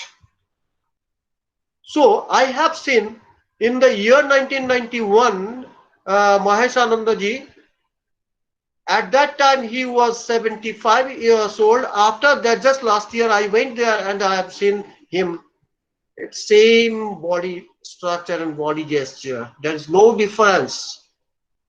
That is due to yogic practices. And some of the persons, even in one of the professor, associate professor of Yadavpur University, he was also telling that, no, Dada, why are you asking to perform yoga? I'm just a football player. I can play football. I can do some exercises. I shall do yogic practices at the old age, during my old age, when I shall not be able to perform the physical exercises. I told him, wait and see. Time will come. You have to enter into the yogic practices. Just after 1 year of that talk, he just asked me, Dada, you just tell me, what shall I have to do? I am just feeling a great pain in my lumbar region. On that day, I was very much proud to prescribe him some yogic practices, and still now, since 7 to 8 years, he is just staying well. So yoga is nothing but the reality is that yoga is nothing but the unification of body, mind, and breath. Breathing system is very much important in yogic practices. Breathe, that means the pran vayu. That is very important. When the pran vayu will be lost, that person will die. That is the important factor. So it is a unification of body and mind. Most of the persons are telling that yoga is nothing but the union of Atma and Paramatma. When I asked them, what is Atma, what is Paramatma? They don't know. Even the students of philosophy, my students, those who are coming for the physical education courses, BPEd and MPEd, they are also coming with the subjects, with a combination subject of philosophy. Even the philosophy honor students, they were not able to answer what is Atma and Paramatma. But they are telling that this is a unification of the Atma and Paramatma. But it is nothing but the unification of one particular energy, or a gross up energy to a higher energy. It is the unification of the negatives and positives, two aspects. We possess the positive thinkings and the negative thinkings. If we can balance the positive, if we can unite the positive and negative things, then we can maintain our balanced life. In Bhagavad Gita, it is told that yoga is skill in action. So yoga is skill in action, really in action. It is not a theory. It is a skill.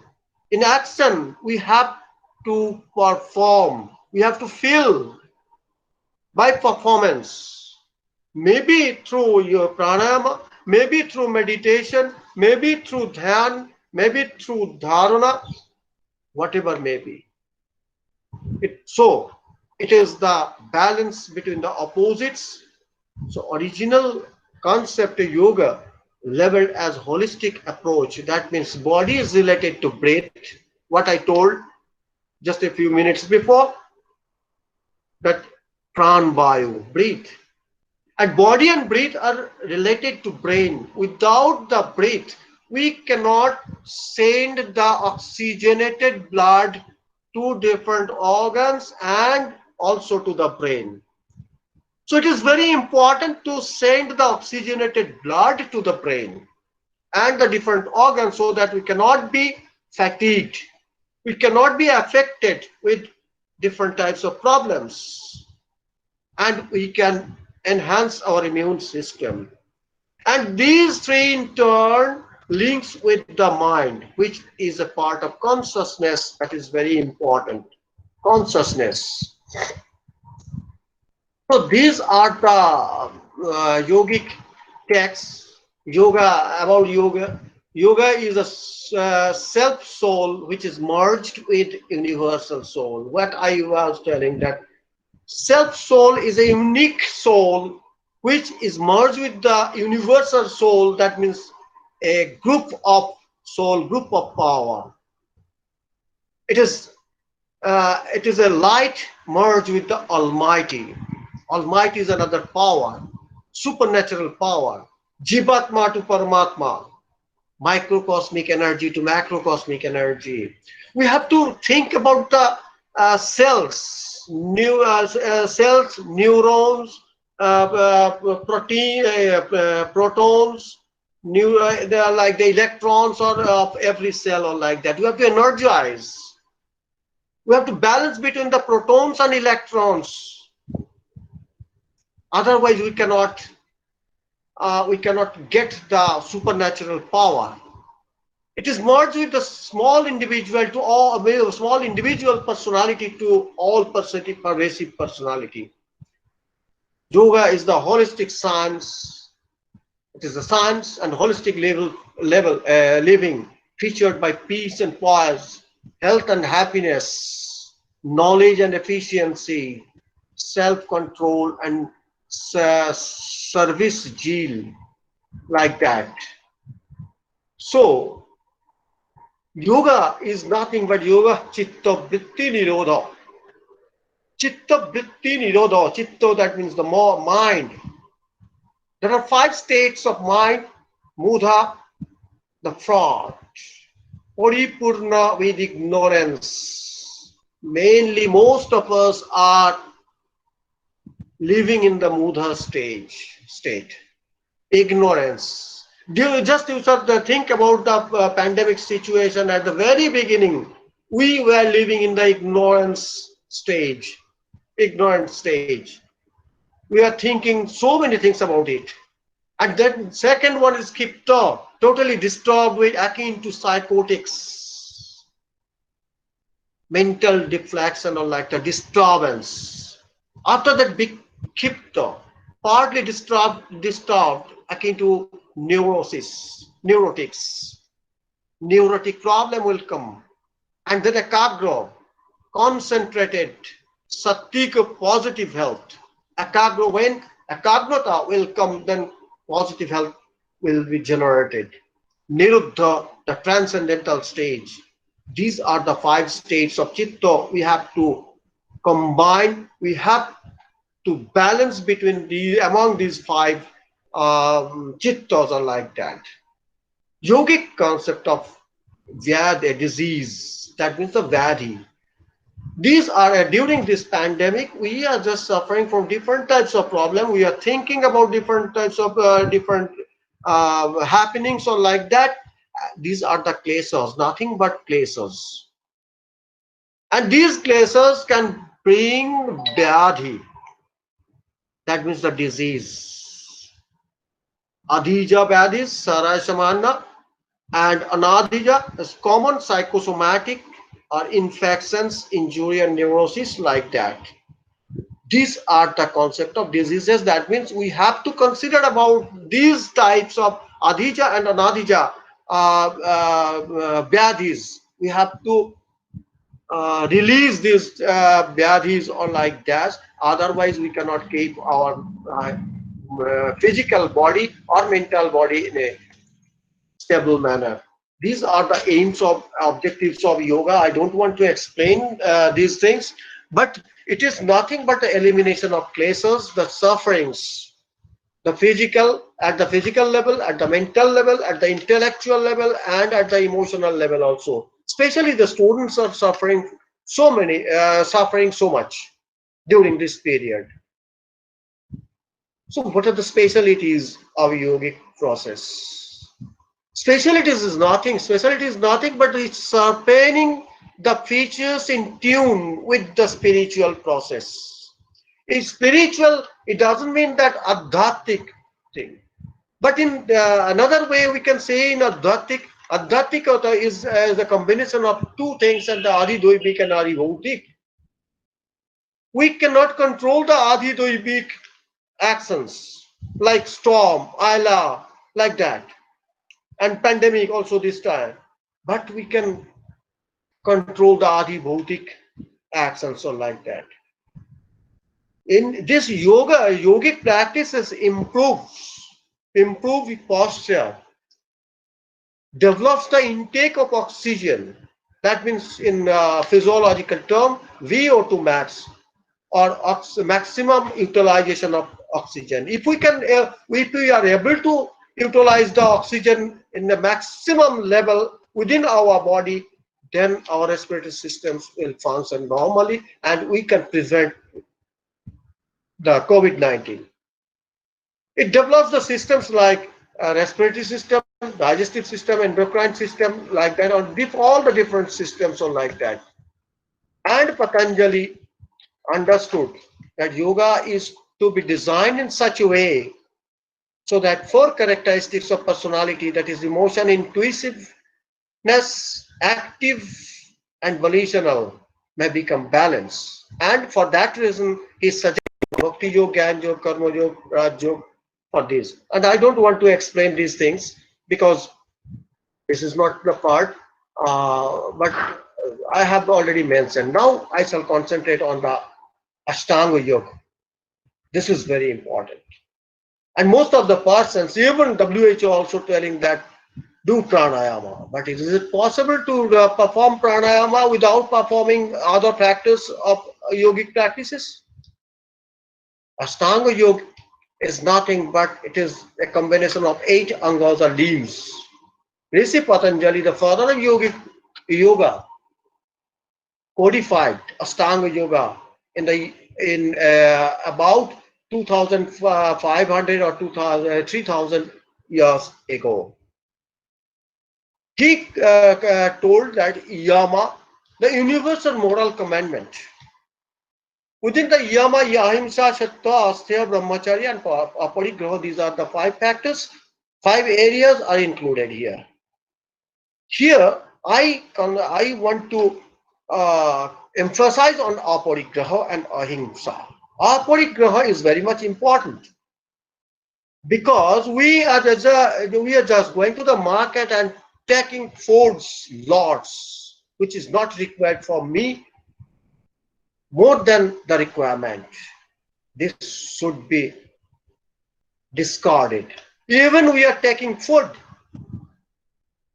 up to a huge amount. When we are just preparing mutton in our residence, on that day we are taking much more food, but it is not required. So we should take care of the amount, the requirement. What are the requirement? Because we have to think about the others. If we can recall the Sanskrit sloka, Om Shahana Bhavatu, Sahano Bhunaktu, Shahavirjan Karvavahe, Tejasvina Vaditamastu, Mahavit Vishabhahe, Om Shanti, Shanti, Shanti. That means peace. We are thinking about the peace. Peace cannot happen without the physical health and mental health and emotional health. So if we are dissatisfied, that means in niyama. What the Sanskrit sloka says, let us be together, let us eat together, let us produce energy together, let there be no limit to our energies, let there be no ill feeling among us. Om Shanti, Shanti, Shanti. If we can consider these 5 lines, then we can bring peace in our mind. This is one of the part in Sanskrit sloka. This is not a religious talk, this is for universal. This is a universal sloka. Because we have to live together, this is because we are just social beings. We have to eat together. We know that live and let live is a common, very common word used in the society. So we have to live ourselves and we have to let the other people live in the society also. We have to produce energy within ourselves. We have to produce energy among the society so that we can maintain the peace of the life, peace of the society. And that energy is endless. And if we can follow these 4 stages, then we will be not affected. We will not feel any ill feeling or like that. And if you can remember another Sanskrit slok, Om Sharve Bhavantu Sukhina, Sarve Santu Niramaya, Sarve Bhadrani Paschantu, Ma Kaschid Dukha Dukh Bhagavate, Om Shanti, Om Shanti, Om Shanti. Here it says that may all be happy, may all be free from illness, may all see what is auspicious, may no one suffer. Om Shanti, Shanti, Shanti. Both the Sanskrit slokas says the same things. We are thinking about ourselves, we are thinking about the others. Now we are just entering to the niyama stage. We have to follow these things. We have to follow these things. In yama also sattva, truthfulness. I am affected with the coronavirus, but I am going outside the residence. I am going to the office. I am not telling that I am just affected with coronavirus. I am not keeping myself in quarantine. We are taking the shelter of lie, mithya. That is very bad. This habit we have to create. And the niyama is self-purification by discipline. WHO is telling nowadays. But our Muni is just 6,000 years before, 6,000 years before, or 4,000 BC. Suddhata, Antaranga Suddhata and Bahiranga Suddhata. Santusti, Tapas, Swadhyay, Isara Pranidhana. Suddhata, the purification, Soch, is very important. WHO is telling that about the purification of the outer parts of the body, but they are not telling about the inner part, the internal purification that we have to do. Internal purification through different types of yogic practices, either by Kriya, Nauli Udyan, Bandha, or washing process, Dhauti, Baman Dhauti, Neti, like that, or Pranayama. Like Anulom Bilam or Nadi Suddhi Pranayam, Ujjayi Pranayam, Sitli Pranayam, like that. During this time, we should have to perform the Sitli Pranayam to bring our body in the cooler region, to tranquilize our body. Santusti is required. Without santusti, if we do not if we are not satisfied, then we'll ask the shopkeeper, please give me the large eggs or like that. And when we are just hearing that from Friday to Saturday there will be a lockdown, total lockdown, we are going to the market, and then what will happen? We are just purchasing one bag of rice, 2 bags of wheat, and lots of vegetables or like that, and we are not thinking about the others, and we are not following the slope, live and let live. So santusti should be there. Okay, for 3 days, how much amount is required? We have to purchase like that. Another thing is that posture, the asanas. That is the postural patterns. We are not doing things, doing some postures or like that. We are always doing some postures which is required for me. Nothing for the performance, for performing some activities, daily life activities or like that. But they do not know their organs or the muscles and cells and joints are just deteriorating. Even the animals, the birds are doing like they are doing the postures. They are just stretching their bodies. They are stretching their wings. But the human being, the very organized sector, the organized brain, with organized brain, we are not doing, we are just lavishly spending our life regularly, and we are affected with the doctors, and we are learning to walk by the prescription of a doctor. We are just gathering in front of the doctor when we are just feeling pain, when we are just getting affected with the diabetes or the hypertension like that, and the doctor is prescribing, go for walking half an hour, for half an hour. Then we are just going to learn how to walk. Even During work also, they are just roaming like that. They are going for walking, not for walking, for plucking flowers or like that. And they are not getting result, and blood sugar is going up. So we should have to take care. We have to stretch just immediately after waking up from the bed. On the bed, we have to stretch our body.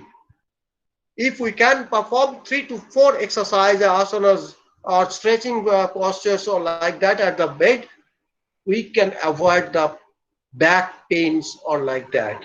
And the next is pranayama, the rhythmic control of breath. What is pranayama? Prana means vayu. Ayama means the elongation.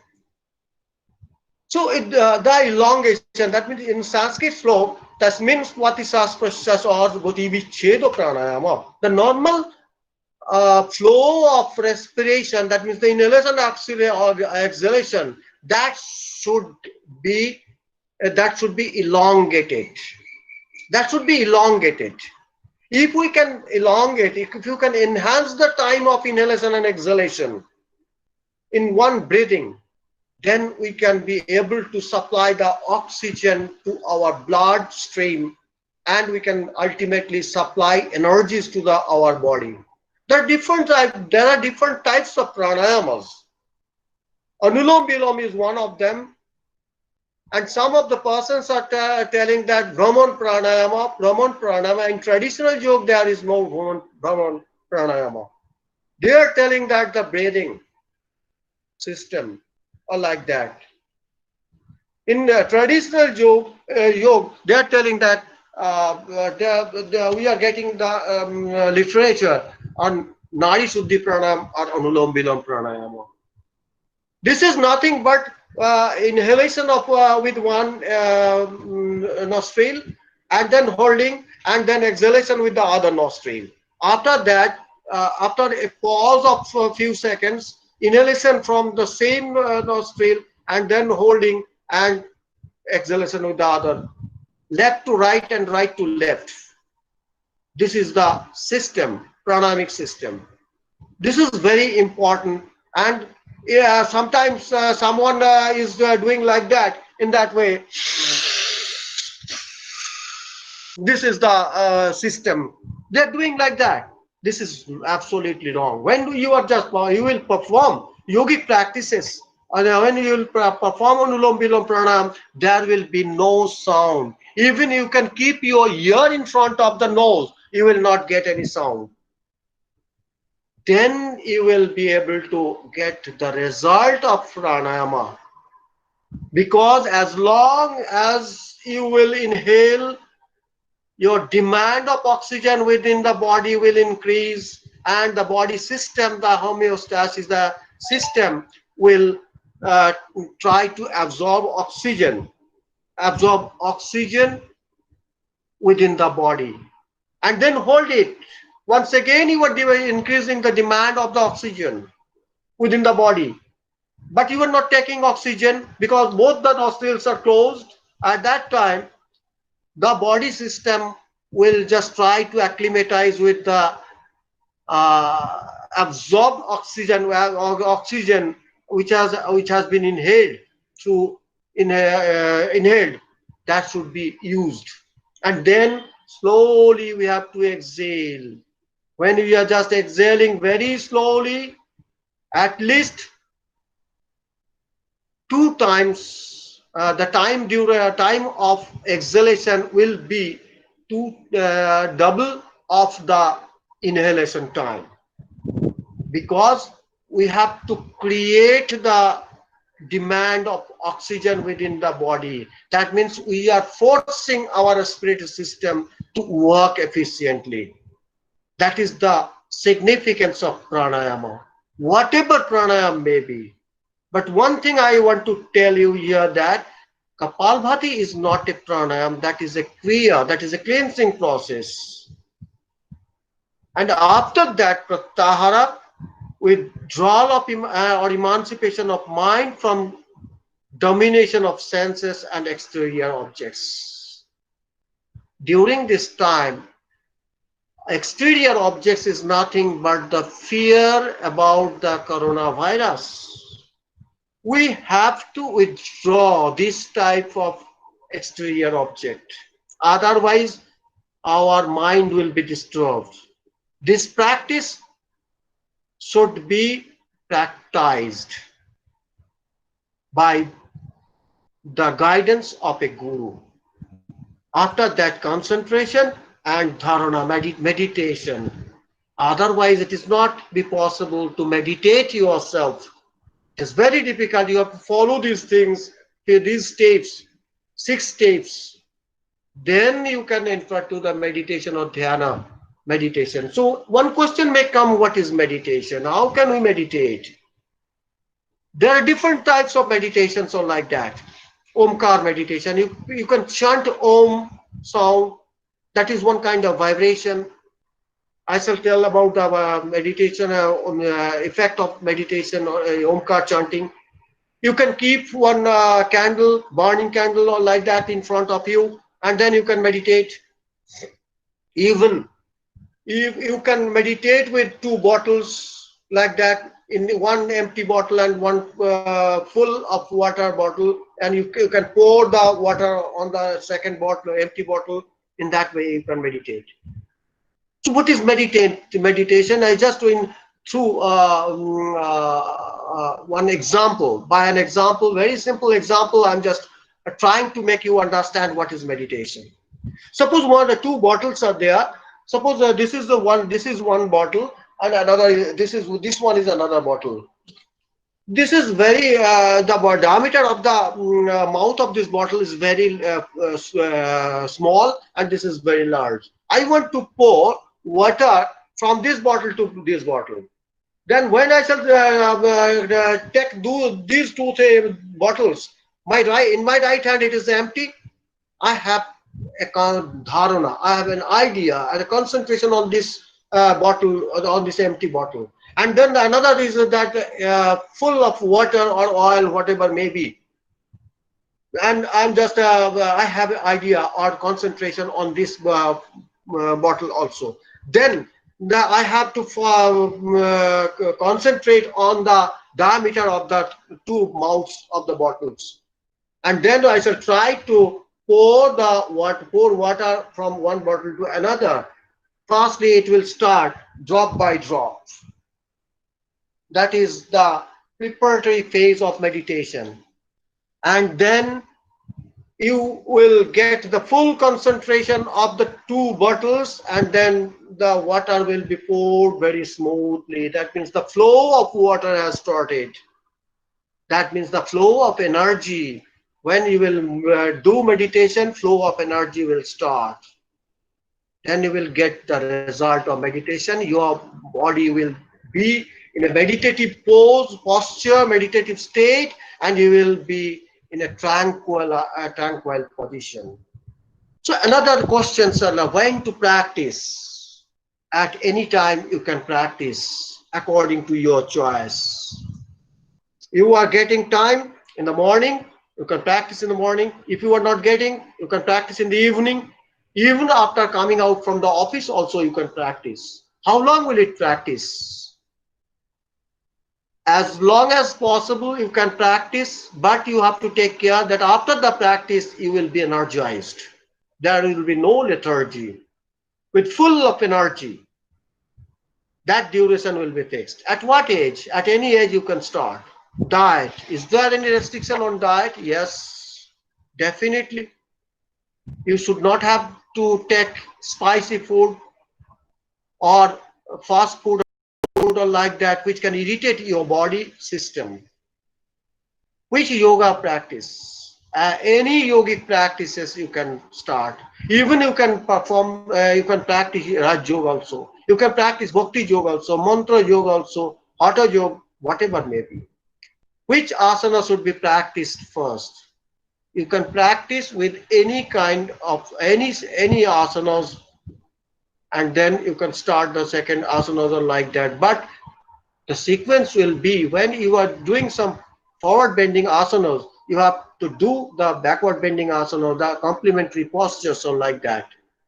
And you have to take rest at least, because yogic practices will not enhance your circulation will not enhance your respiratory system, will not enhance your pulse beat, heartbeat, or like that. Everything will be normal. In any airy place you can practice. Is it preferable to practice pranayama only? No.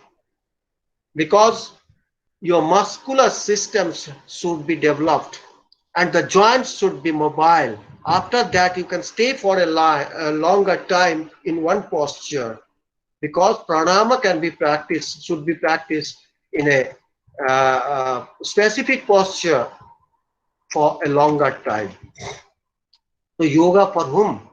During this pandemic situation, everybody should have to do yoga, because they are not going out of the residence. It is for teachers, students, society members, and for different purposes and purposes.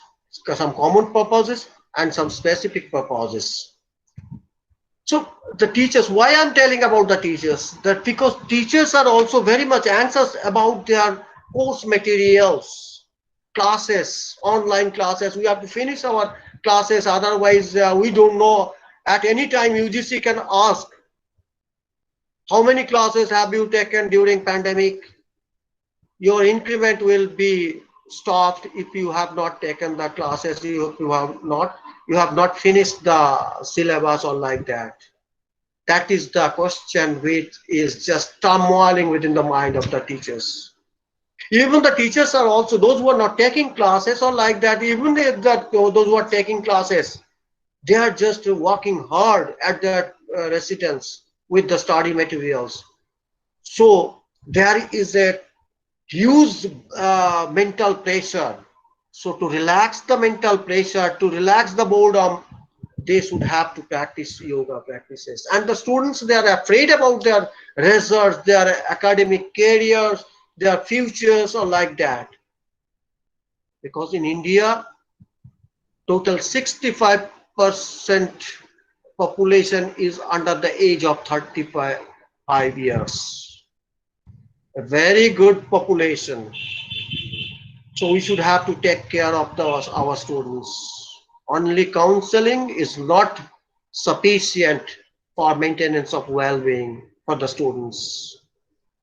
During counseling, we have to prescribe some yogic practices or exercises to reduce the stress level, to manage the stress level, because everybody, teachers and students, both are in stressful situation at this present. And you can see the reflections through their body language, through their verbal words, or like that. And I don't know how many persons have you seen or like that, but we are seeing like that at Vikas Bhavan and even in the market also. Anxiety, aggression, these are the things which are coming on.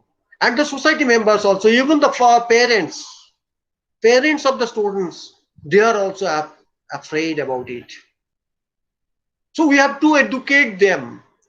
So purpose we have to fulfill. First purpose is to prevent the COVID-19, and then second purpose is the specific disease or like that.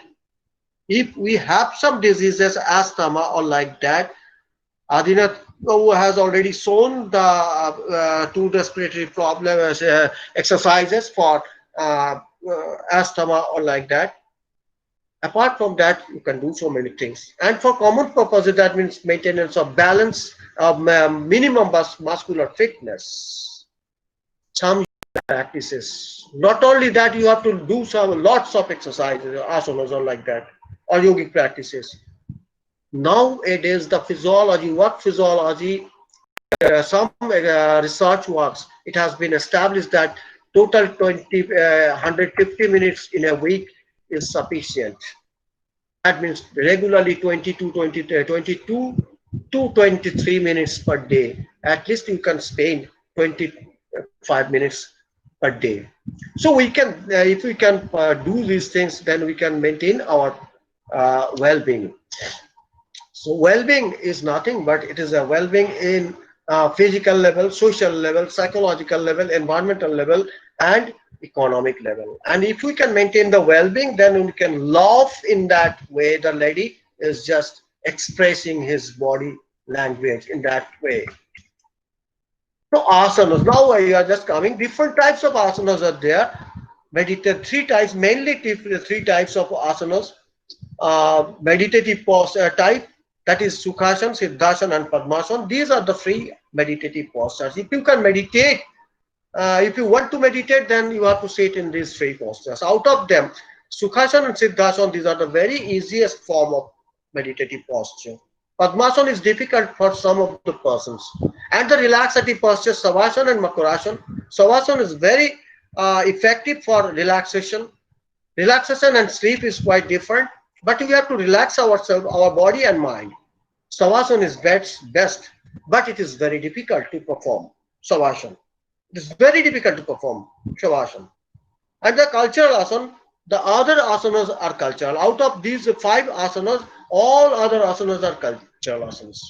Total number of asanas, it is available in literature, 84 lakhs of asanas. Out of them, we are just performing maximum 184 to 100 asanas or like that. There are different variations of asanas, standing, from standing postures like Utkatasana, Padahastasana, Ardha Chandrasana, like that. Sitting posture, Bakrasana, Ardha Padmasana, Matsyendrasana, Vajrasana, like that. And this Vajrasana only can be practiced after taking any food. All the other asanas should be practiced in empty stomach.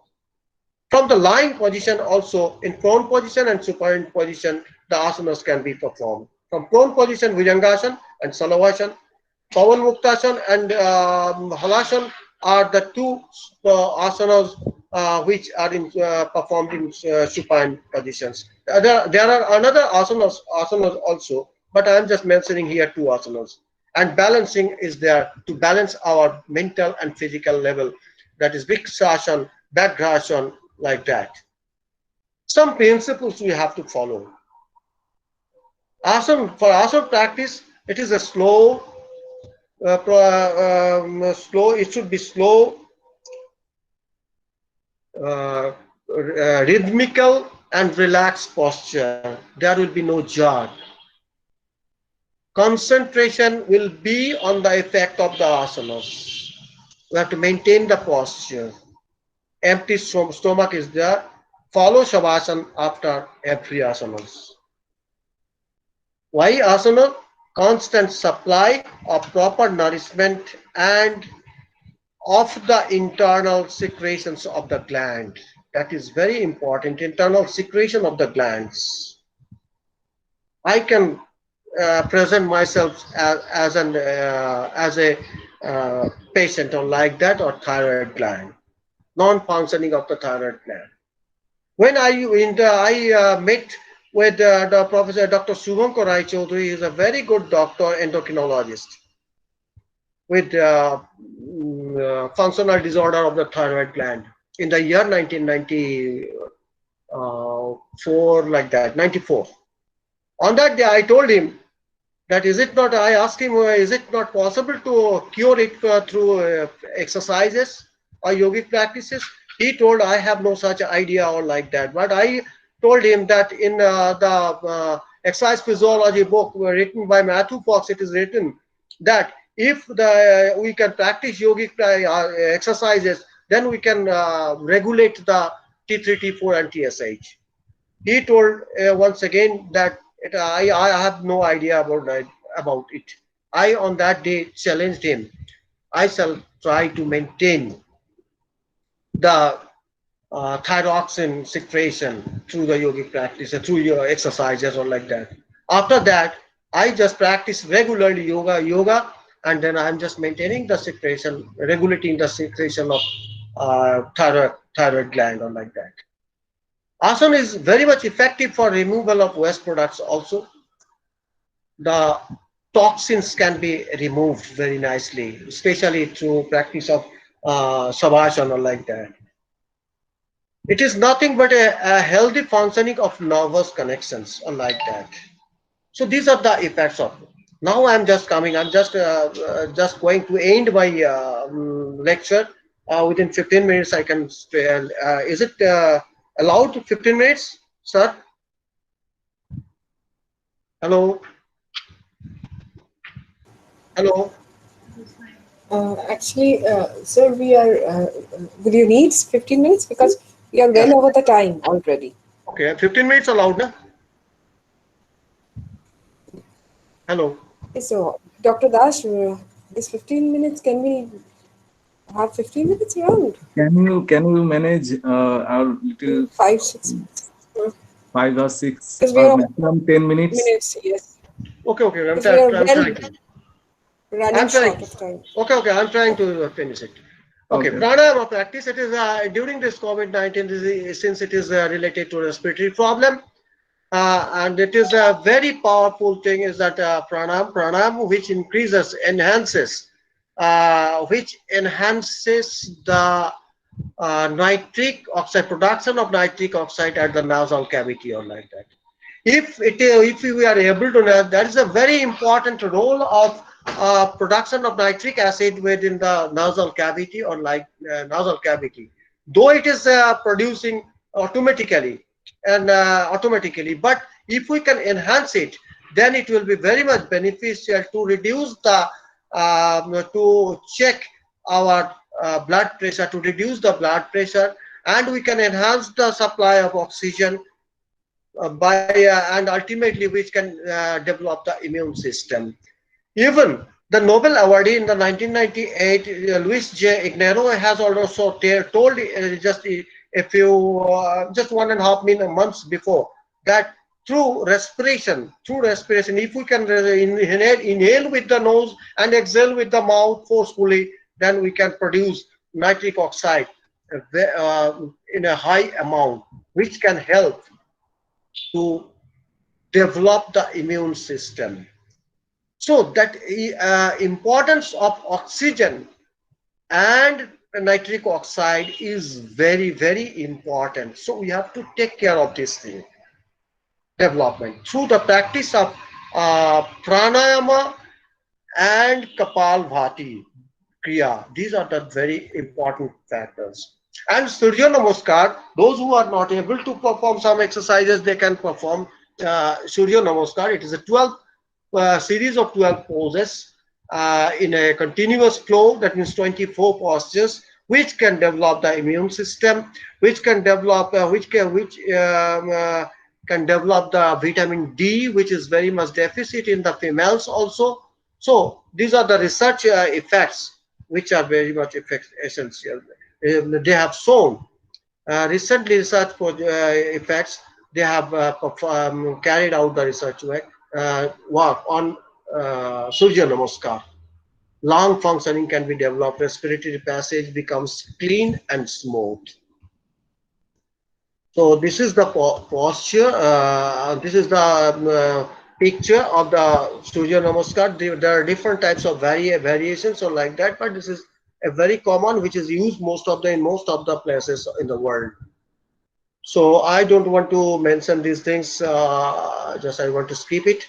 Now I want to mention one thing is that the chakras. There are 7 chakras. Out of them, Anahata Chakra and Visuddhi Chakra is very much important, because Anahata Chakra, which is now which controls the heart and connected to air and strong influence on the heart, sternum, upper back, breast, general function of lungs, blood and oxygen circulation. It is holding equilibrium with the 6 other chakras. If we are able to stimulate the Anahata Chakra, we can get the Sabda Brahma or Anahata Chakra, which is very peaceful, very peaceful. Those who are practicing Sirsasana for a longer period, they can get the Anahata Chakra, Anahata sound. It can be practiced by way of Ustrasana, practice of Ustrasana, Matsasana, alternative nostril breathing, Bhramari Pranayam, Bhakti Yoga, Mantra Yoga, or like that. And the Visuddhi Chakra is the next important chakra. We are just neglecting the chakras. All the chakras are situated within the spinal column or nadi. Sushumna Nadi. Visuddha Chakra its function is strong influence on neck, thyroid, parathyroid, and ear, windpipe, and upper lungs. So it has the right to use and control one's voice, corresponds to the laryngeal plexus in the physical body. Those who practices at this chakra will not perish even pralaya. Ujjayi Pranama is very much effective to stimulate the Visuddha Chakra. Negative aspects of Visuddha Chakra are lies, dishonesty, and lack of integrity, like that. So, what are the practices which can stimulate Visuddha Chakra? Shoulder stand, Halasana, Matsasana, Simhasana, Ustrasana, Ujjayi Pranam, like that. This is the Omkar. It cleanses the environment around the person. It has the power to purify one's aura, places one's automatically in a meditational state, concentration capacity increases, removes the toxin from the body, benefits the thyroid gland, cardiovascular benefits, also decreases BP and regular rhythm of heart beat. These are the practices. Those who are not able to do some topsy-turvy poses or the groin stretches or dhanurasana like that, they can practice in that way by use of sling. This is power yoga. Those who are practicing sports or like that, they are not able to go to the field at this time, so they can practice in that way, so that their flexibility, the flexibility of their muscles can in that way. So practice of yoga, this is, I don't want to mention like this, well-being, I just want to skip it. These are the bad practices. Still now we are habituated with these things. So we have to skip these things, we have to leave these bad practices for maintenance of well-being. These are all bad practices, even our pets also living in that way. And this is at the right bottom of the one potato is shaped like a person, face of a person which is affected by diabetes, and it is called crushed potato. The food habits are like that. So these are some treatment processes for constipation regarding this related mainly this time.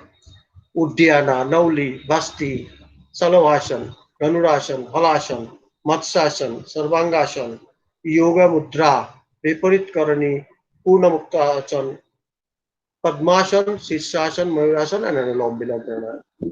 And for intestinal gas and pain, same asana, the same yogic practices.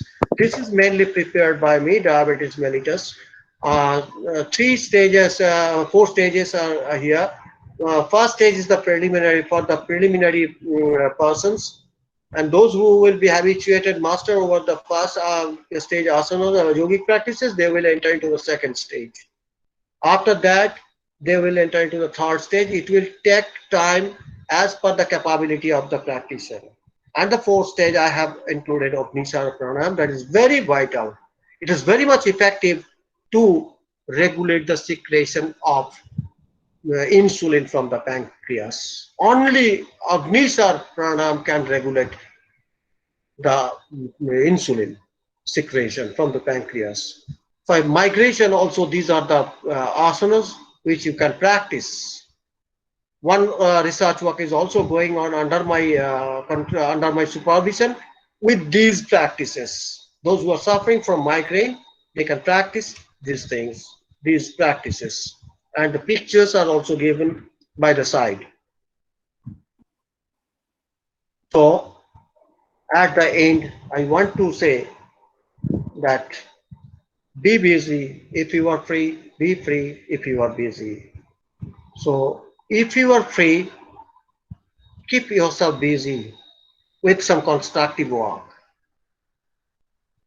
This is the motto of my thought.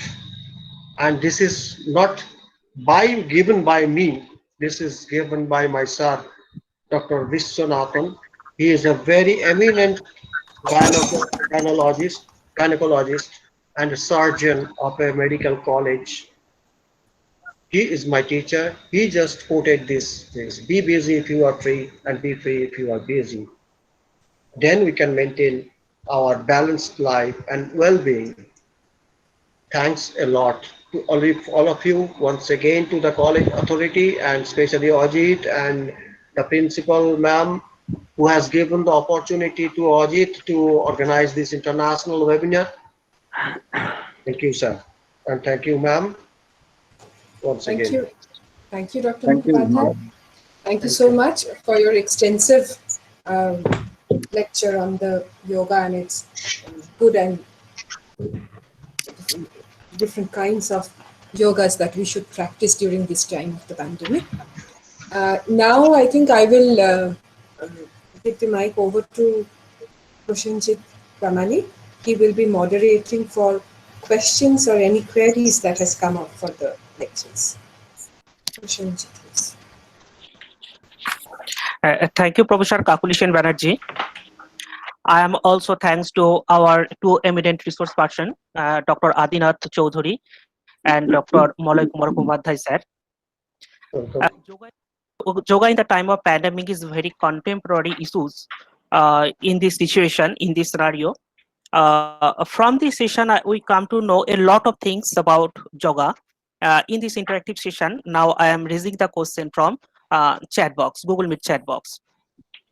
Actually, Adinath sir already answered some question from Google Meet chat box, but according to our protocol, I am raising again that question from Google Meet chat box. First question from Pradipta Giri to Dr. Adinath Choudhury. He asks, is chest and throat breathing helpful for cervical pain? Yes, but if the cervical pain is, you have to consider which kind of degree. If the compression is more, degeneration more. If the mild cervical pain, it's not, the gapping is reduced or lipping process not too much, then it's applicable this breathing exercise, because it's uniquely designed for the mobility and range of motion. But the thing is, you have to consider which category of, is it listenable? Are you hearing everyone? Kindly please put your microphone on mute. No, it's muted. Hello, yes, Ken? Yes, it's audible. Audible? Yeah. Yes. Yeah, so I'm repeating. The question is this applicable for any cervical pain?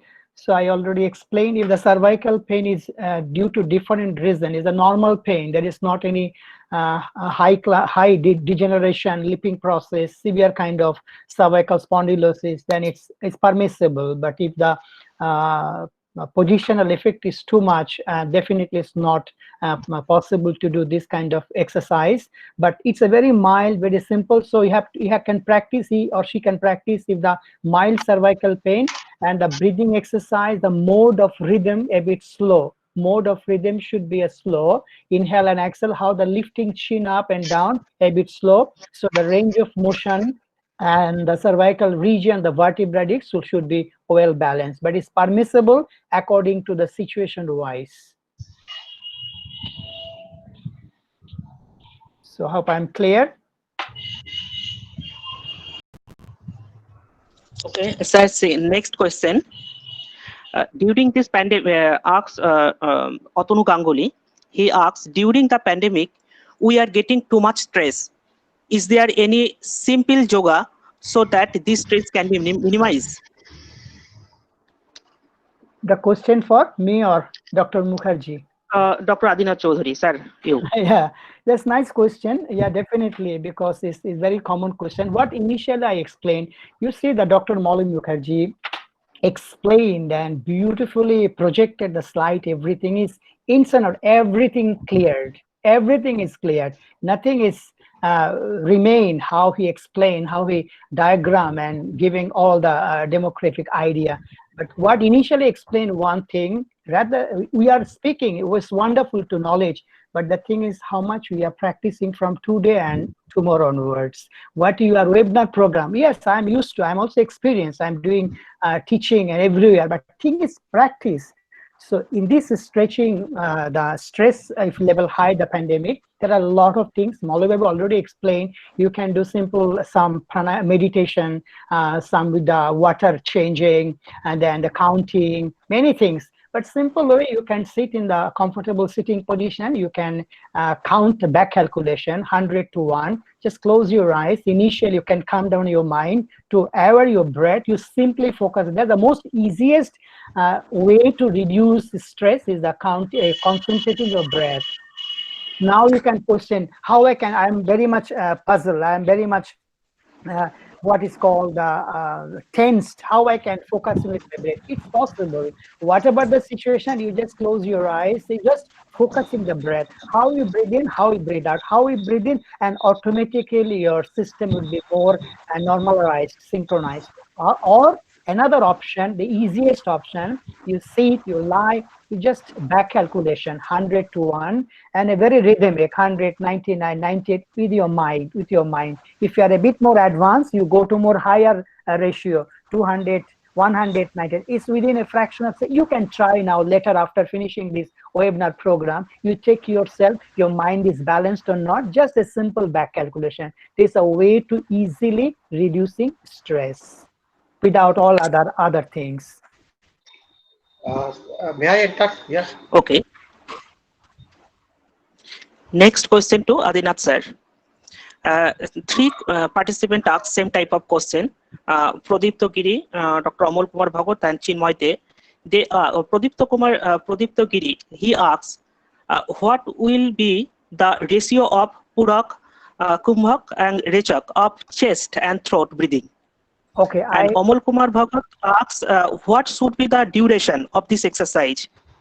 And Chinmay De, he asks, how long should we hold our breathing during the breathing exercise?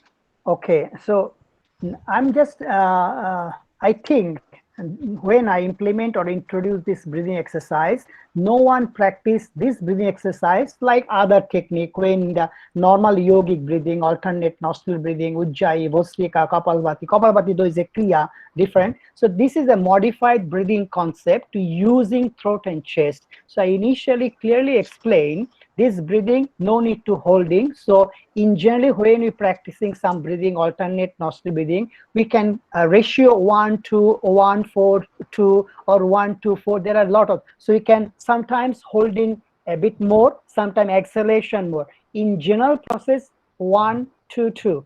At least you can inhale to 6, you can hold for 6, and exhalation more 12. This is the way. There are a lot of controversy. Somebody are doing the same ratio, somebody kumbhak is more, somebody are exhalation. In general science, when you inhale, exhalation more. And the kumbhak or the holding process is up to you, how much your capacity, how long time you are practicing with this concept. So in general ratio is 1:2:2 also, or 1:2:4. Exhalation more rather than inhalation. Kumbhak or retention in between. But it's no confusion, nothing wrong, you can use. But if you initially, you just forget about the holding, you inhale, more exhale. What amount of oxygen I am taking, I am exhaling more slow. This is a common. So if you can inhale 1, 2, 3, 4, you exhale 1, 2, 3, 4, 5, 6, 7, 8. This is the common. No need to hold. In this breathing exercise, just a rhythmic inhalation, rhythmic exhalation. No need to hold. And the timings are set. You can do 10 rounds, 10 times, one set, take a pause, another 10 times, take a pause, one more set. Those who are capable, 3 set, not capable, 2 set. If you are first time, 1 set. 1 set means 10 times. Inhale, exhale, 1. Hope it's clear. Okay. Next question to Adinath sir. Can breathing exercise be helpful for asthma problem? Okay, that's a good question. Okay, I can just very fast finishing. When I started yoga, age of 4.5 years, I was at Konnagor, Hooghly district. I hope most of them you know Hooghly district, under the guidance of Pashupatinath Ghosh. The reason I had a severe kind of asthmatic condition. Most of them now know I have a severe. I have to inhale. I have to take some steroid from my friend's house. So that time my mom discovered there's a closed yoga center, Manashatala Vyam Mandir in Konnagor. So they just registered my name. And you believe me or not, this the journey started what today I am.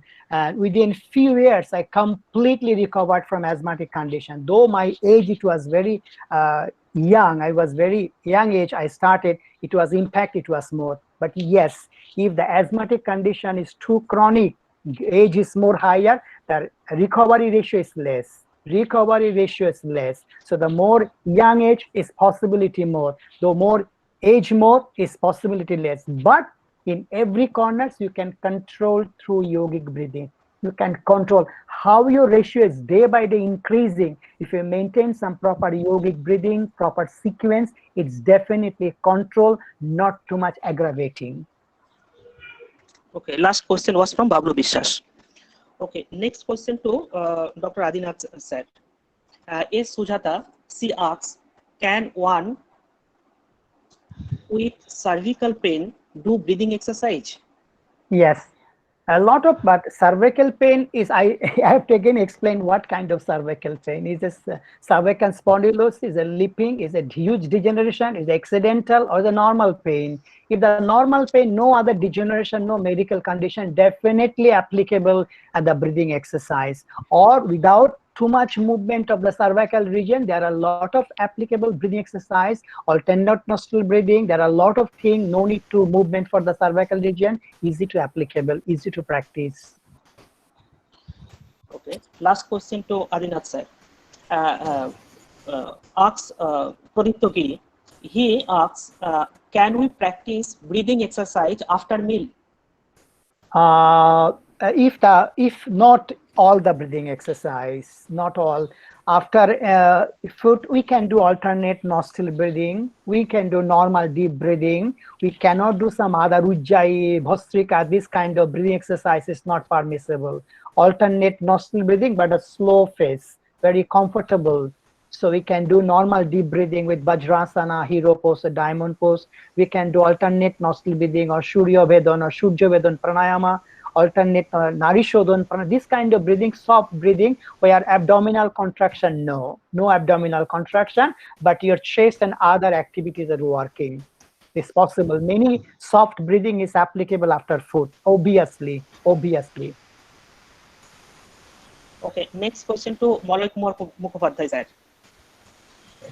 Pradip Giri, he asks, which state of mind is helpful to practice yoga? Conscious state of mind.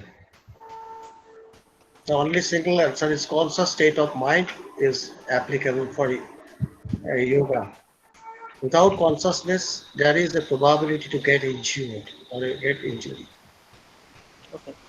He asks another question. What is the difference between Adija Vidhi and Anavida Vidhi? That I have already told in my slide, that one is from the injuries or like that, mental injury or physical injury, and another is that of the psychosis, psychological level. Okay, next question from Suchismita Bhomik. She asks, can the consumption of non-veg and practice yoga have adverse effect on the body or soul? Yes. Good question. I have no scope to discuss about non-veg yoga or veg food or not. Veg or non-veg food. I think the question is like that, related to veg and non-veg food. She asks, can the consumption of non-veg and practice yoga have adverse effect on the body or soul? Please repeat once again, repeat please. Just a minute. Ajoy Mondal, please put your mic on mute. Please mute your mic. Hello? Ajay Mondal আপনার মাইকটা একটু mute করুন।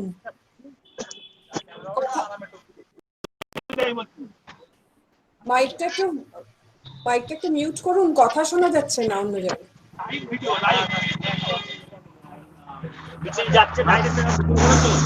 শান্তু কোশ্চেনটা বলুন, আপনি একটু বলুন। হ্যাঁ বলুন। Shuchishmita Bhomik, she asks, can the conjunction... যে কোশ্চেনটা করলেন আপনি, হ্যাঁ হ্যাঁ হ্যাঁ, the question you asked you. হ্যাঁ, can the consumption of non-veg and practice yoga have adverse effect on the day, on the body or soul? Actually, non-veg yoga, I can't understand non-veg yoga. What is non-veg yoga? It can't be clear. Actually, she asks, can the consumption of non-veg and practice yoga have adverse effect on the body or soul? Okay, got it.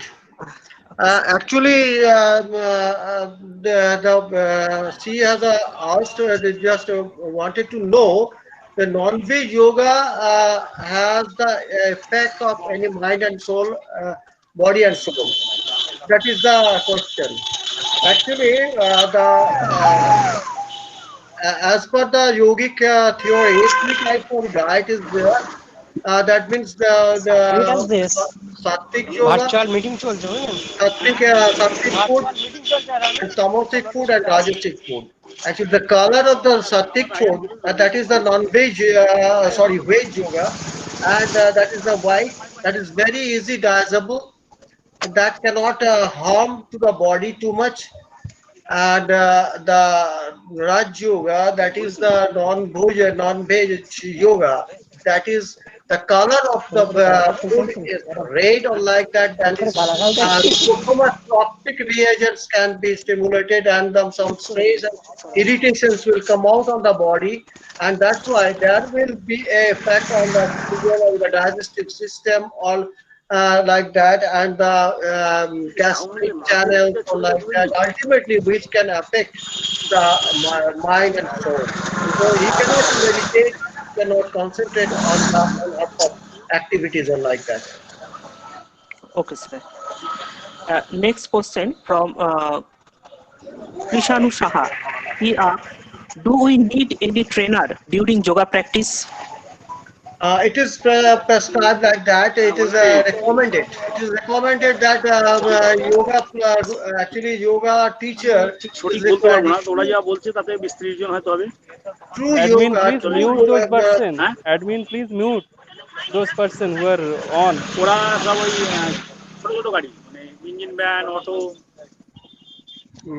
Actually, when we said there are some. Prasenjit Ajay মন্ডলকে mute করো please. Ajay মন্ডলকে mute করো please. আমার এখানে একটুখানি disturb হয়েছে, মধুচন্দ্রা দিয়ে একটু করে দিই, ওটা আমি ঠিক হচ্ছে না। From the source it can be muted. Actually,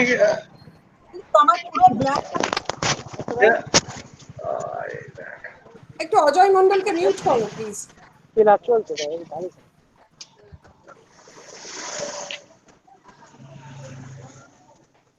Ajay Mondal sir, kindly mute yourself. আপনি করে দিন। তুমি করে দাও এটা, উনি অনেকক্ষণ ধরে বলছি শুনতে পাচ্ছেন না, বলতে রাস্তায় গেছে। তাহলে এক্সিট করে দাও আপাতত। ডিস্টার্ব হচ্ছে, খুব বেশি ভাবে ডিস্টার্ব হচ্ছে। এক্সিট করে দাও। Okay sir, shall I continue? কাকু লিংক কেটে গেল তো। Shall I continue? Okay sir, you may continue. Actually, what happened when we are just performing some activities, when we perform some activities like yoga or like that. Sanjoy sir, please stop sharing.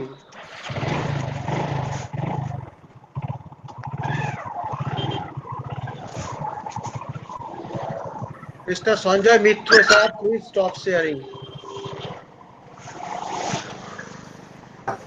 Sanjay Mitra please stop প্রেজেন্টিংটা একটুখানি click করুন, stop presenting এ click করুন please. Sanjay Mitra একটুখানি stop presenting একটু click করুন kindly.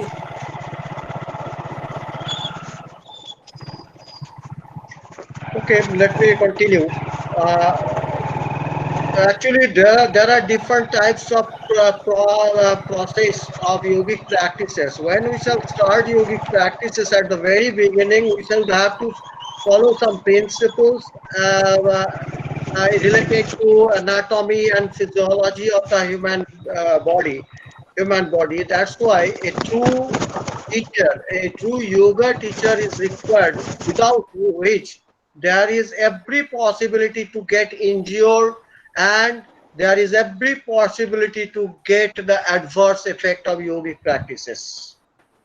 That's why it is recommended to have a teacher, yoga teacher, not the yoga competitor. Yoga teacher, truly educated yoga teacher. Okay, sir. Last question from Dr. Bablu Vishwas. He asks how to overcome sleeplessness through asana. Okay. Actually, first of all, we have to know what is the reason behind the sleeplessness. Is it insomnia or sleeplessness? He write only sleeplessness. Sleeplessness. So another question is the question the participant should have to answer like that. What type of activity he is doing throughout the day, and what type of foods he are taking, and what type of job he is doing. On that basis, we have to prescribe. But in general, we can perform some yogic practices that can be selected by the practitioner, by the candidate, by the patient, or like that. Suppose Padmasana, Vajrasana, twisting posture, that means Ardhamattandrasana, Halasana, Bhujangasana, Paschimottanasana, Padahastasana, Chandrasana, and one pranayama. And another thing is that Savasana and Yoga Mudra. These are the 8 or 9 asanas that can be practiced, which can be helpful for reducing the sleeplessness. And another thing is that when he will go to the bed, at that time, he will have to touch these 2 fingers, thumb and the indicator of both the hands. Fingers will be in relaxed condition, and hands will be kept by the side of the body, and head will be in a relaxed posture. Foot will be apart from each other, so that the little finger of the foot can touch on the ground. Then sleep will come, because there is a relation between the sleep and the touching, or that means the pressure point on these 2 fingers. Okay, there are no more questions in Google Meet chat box. Now over to Professor Kapulishan Banerjee. Yes, thank you, Prashanjit. Thank you very much. Thank you, Dr. Mukherjee. Thank you, Dr. Chaudhary, for Thank you very much. holding this enormously successful session. And now we will move over to Dr. Ajit Dash for his vote of thanks. Thank you. Thank you, Professor Kakuli Banerjee, respected Principal, Madam Dr. Sharmila De, Honorable Dr. Malay Kumar Mukhopadhyay, and Dr. Adinath Chaudhary, most valued participants, ladies and gentlemen. It is my privilege to propose the vote of thanks to this august gathering. On behalf of the Department of Education, P.N. Das College, and also the entire institution, and on my own behalf, extended a very hearty thanks to all for gracing this occasion and sharing your findings and opinions today. by thanking our principal, Dr. Sharmila De, for her inspiration, constant motivation, and remarkable presence at all times. Thank you, madam. I must mention my deep sense of appreciation for the thought-provoking, engaging, and stimulating presentation. Thank you, Dr. Molay Kumar Mukherjee. Thank you, sir. I wish to express my sincere thanks to Dr. Adinath Chaudhary for giving an excellent coverage to the topic today. Thank you, sir. Finally, I would like to take the opportunity to thank the IQAC for the logistics support and help extended to the department. Thank you, all members.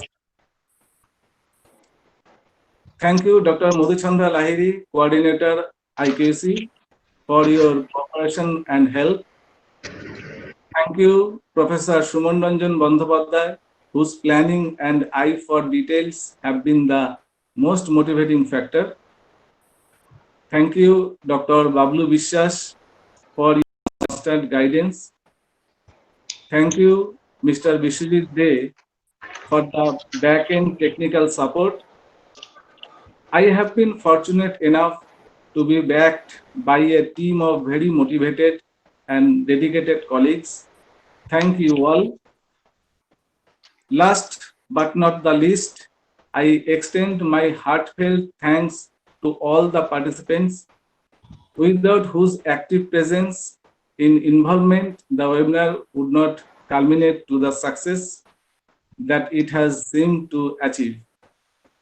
May I not able to thank everyone in degree and manners, commensurate with their involvement and their willingness to make the webinar successful.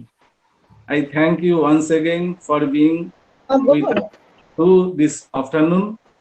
It has truly been a great experience. Thank you all. Thank you, Professor Kakuli Sen Banerjee.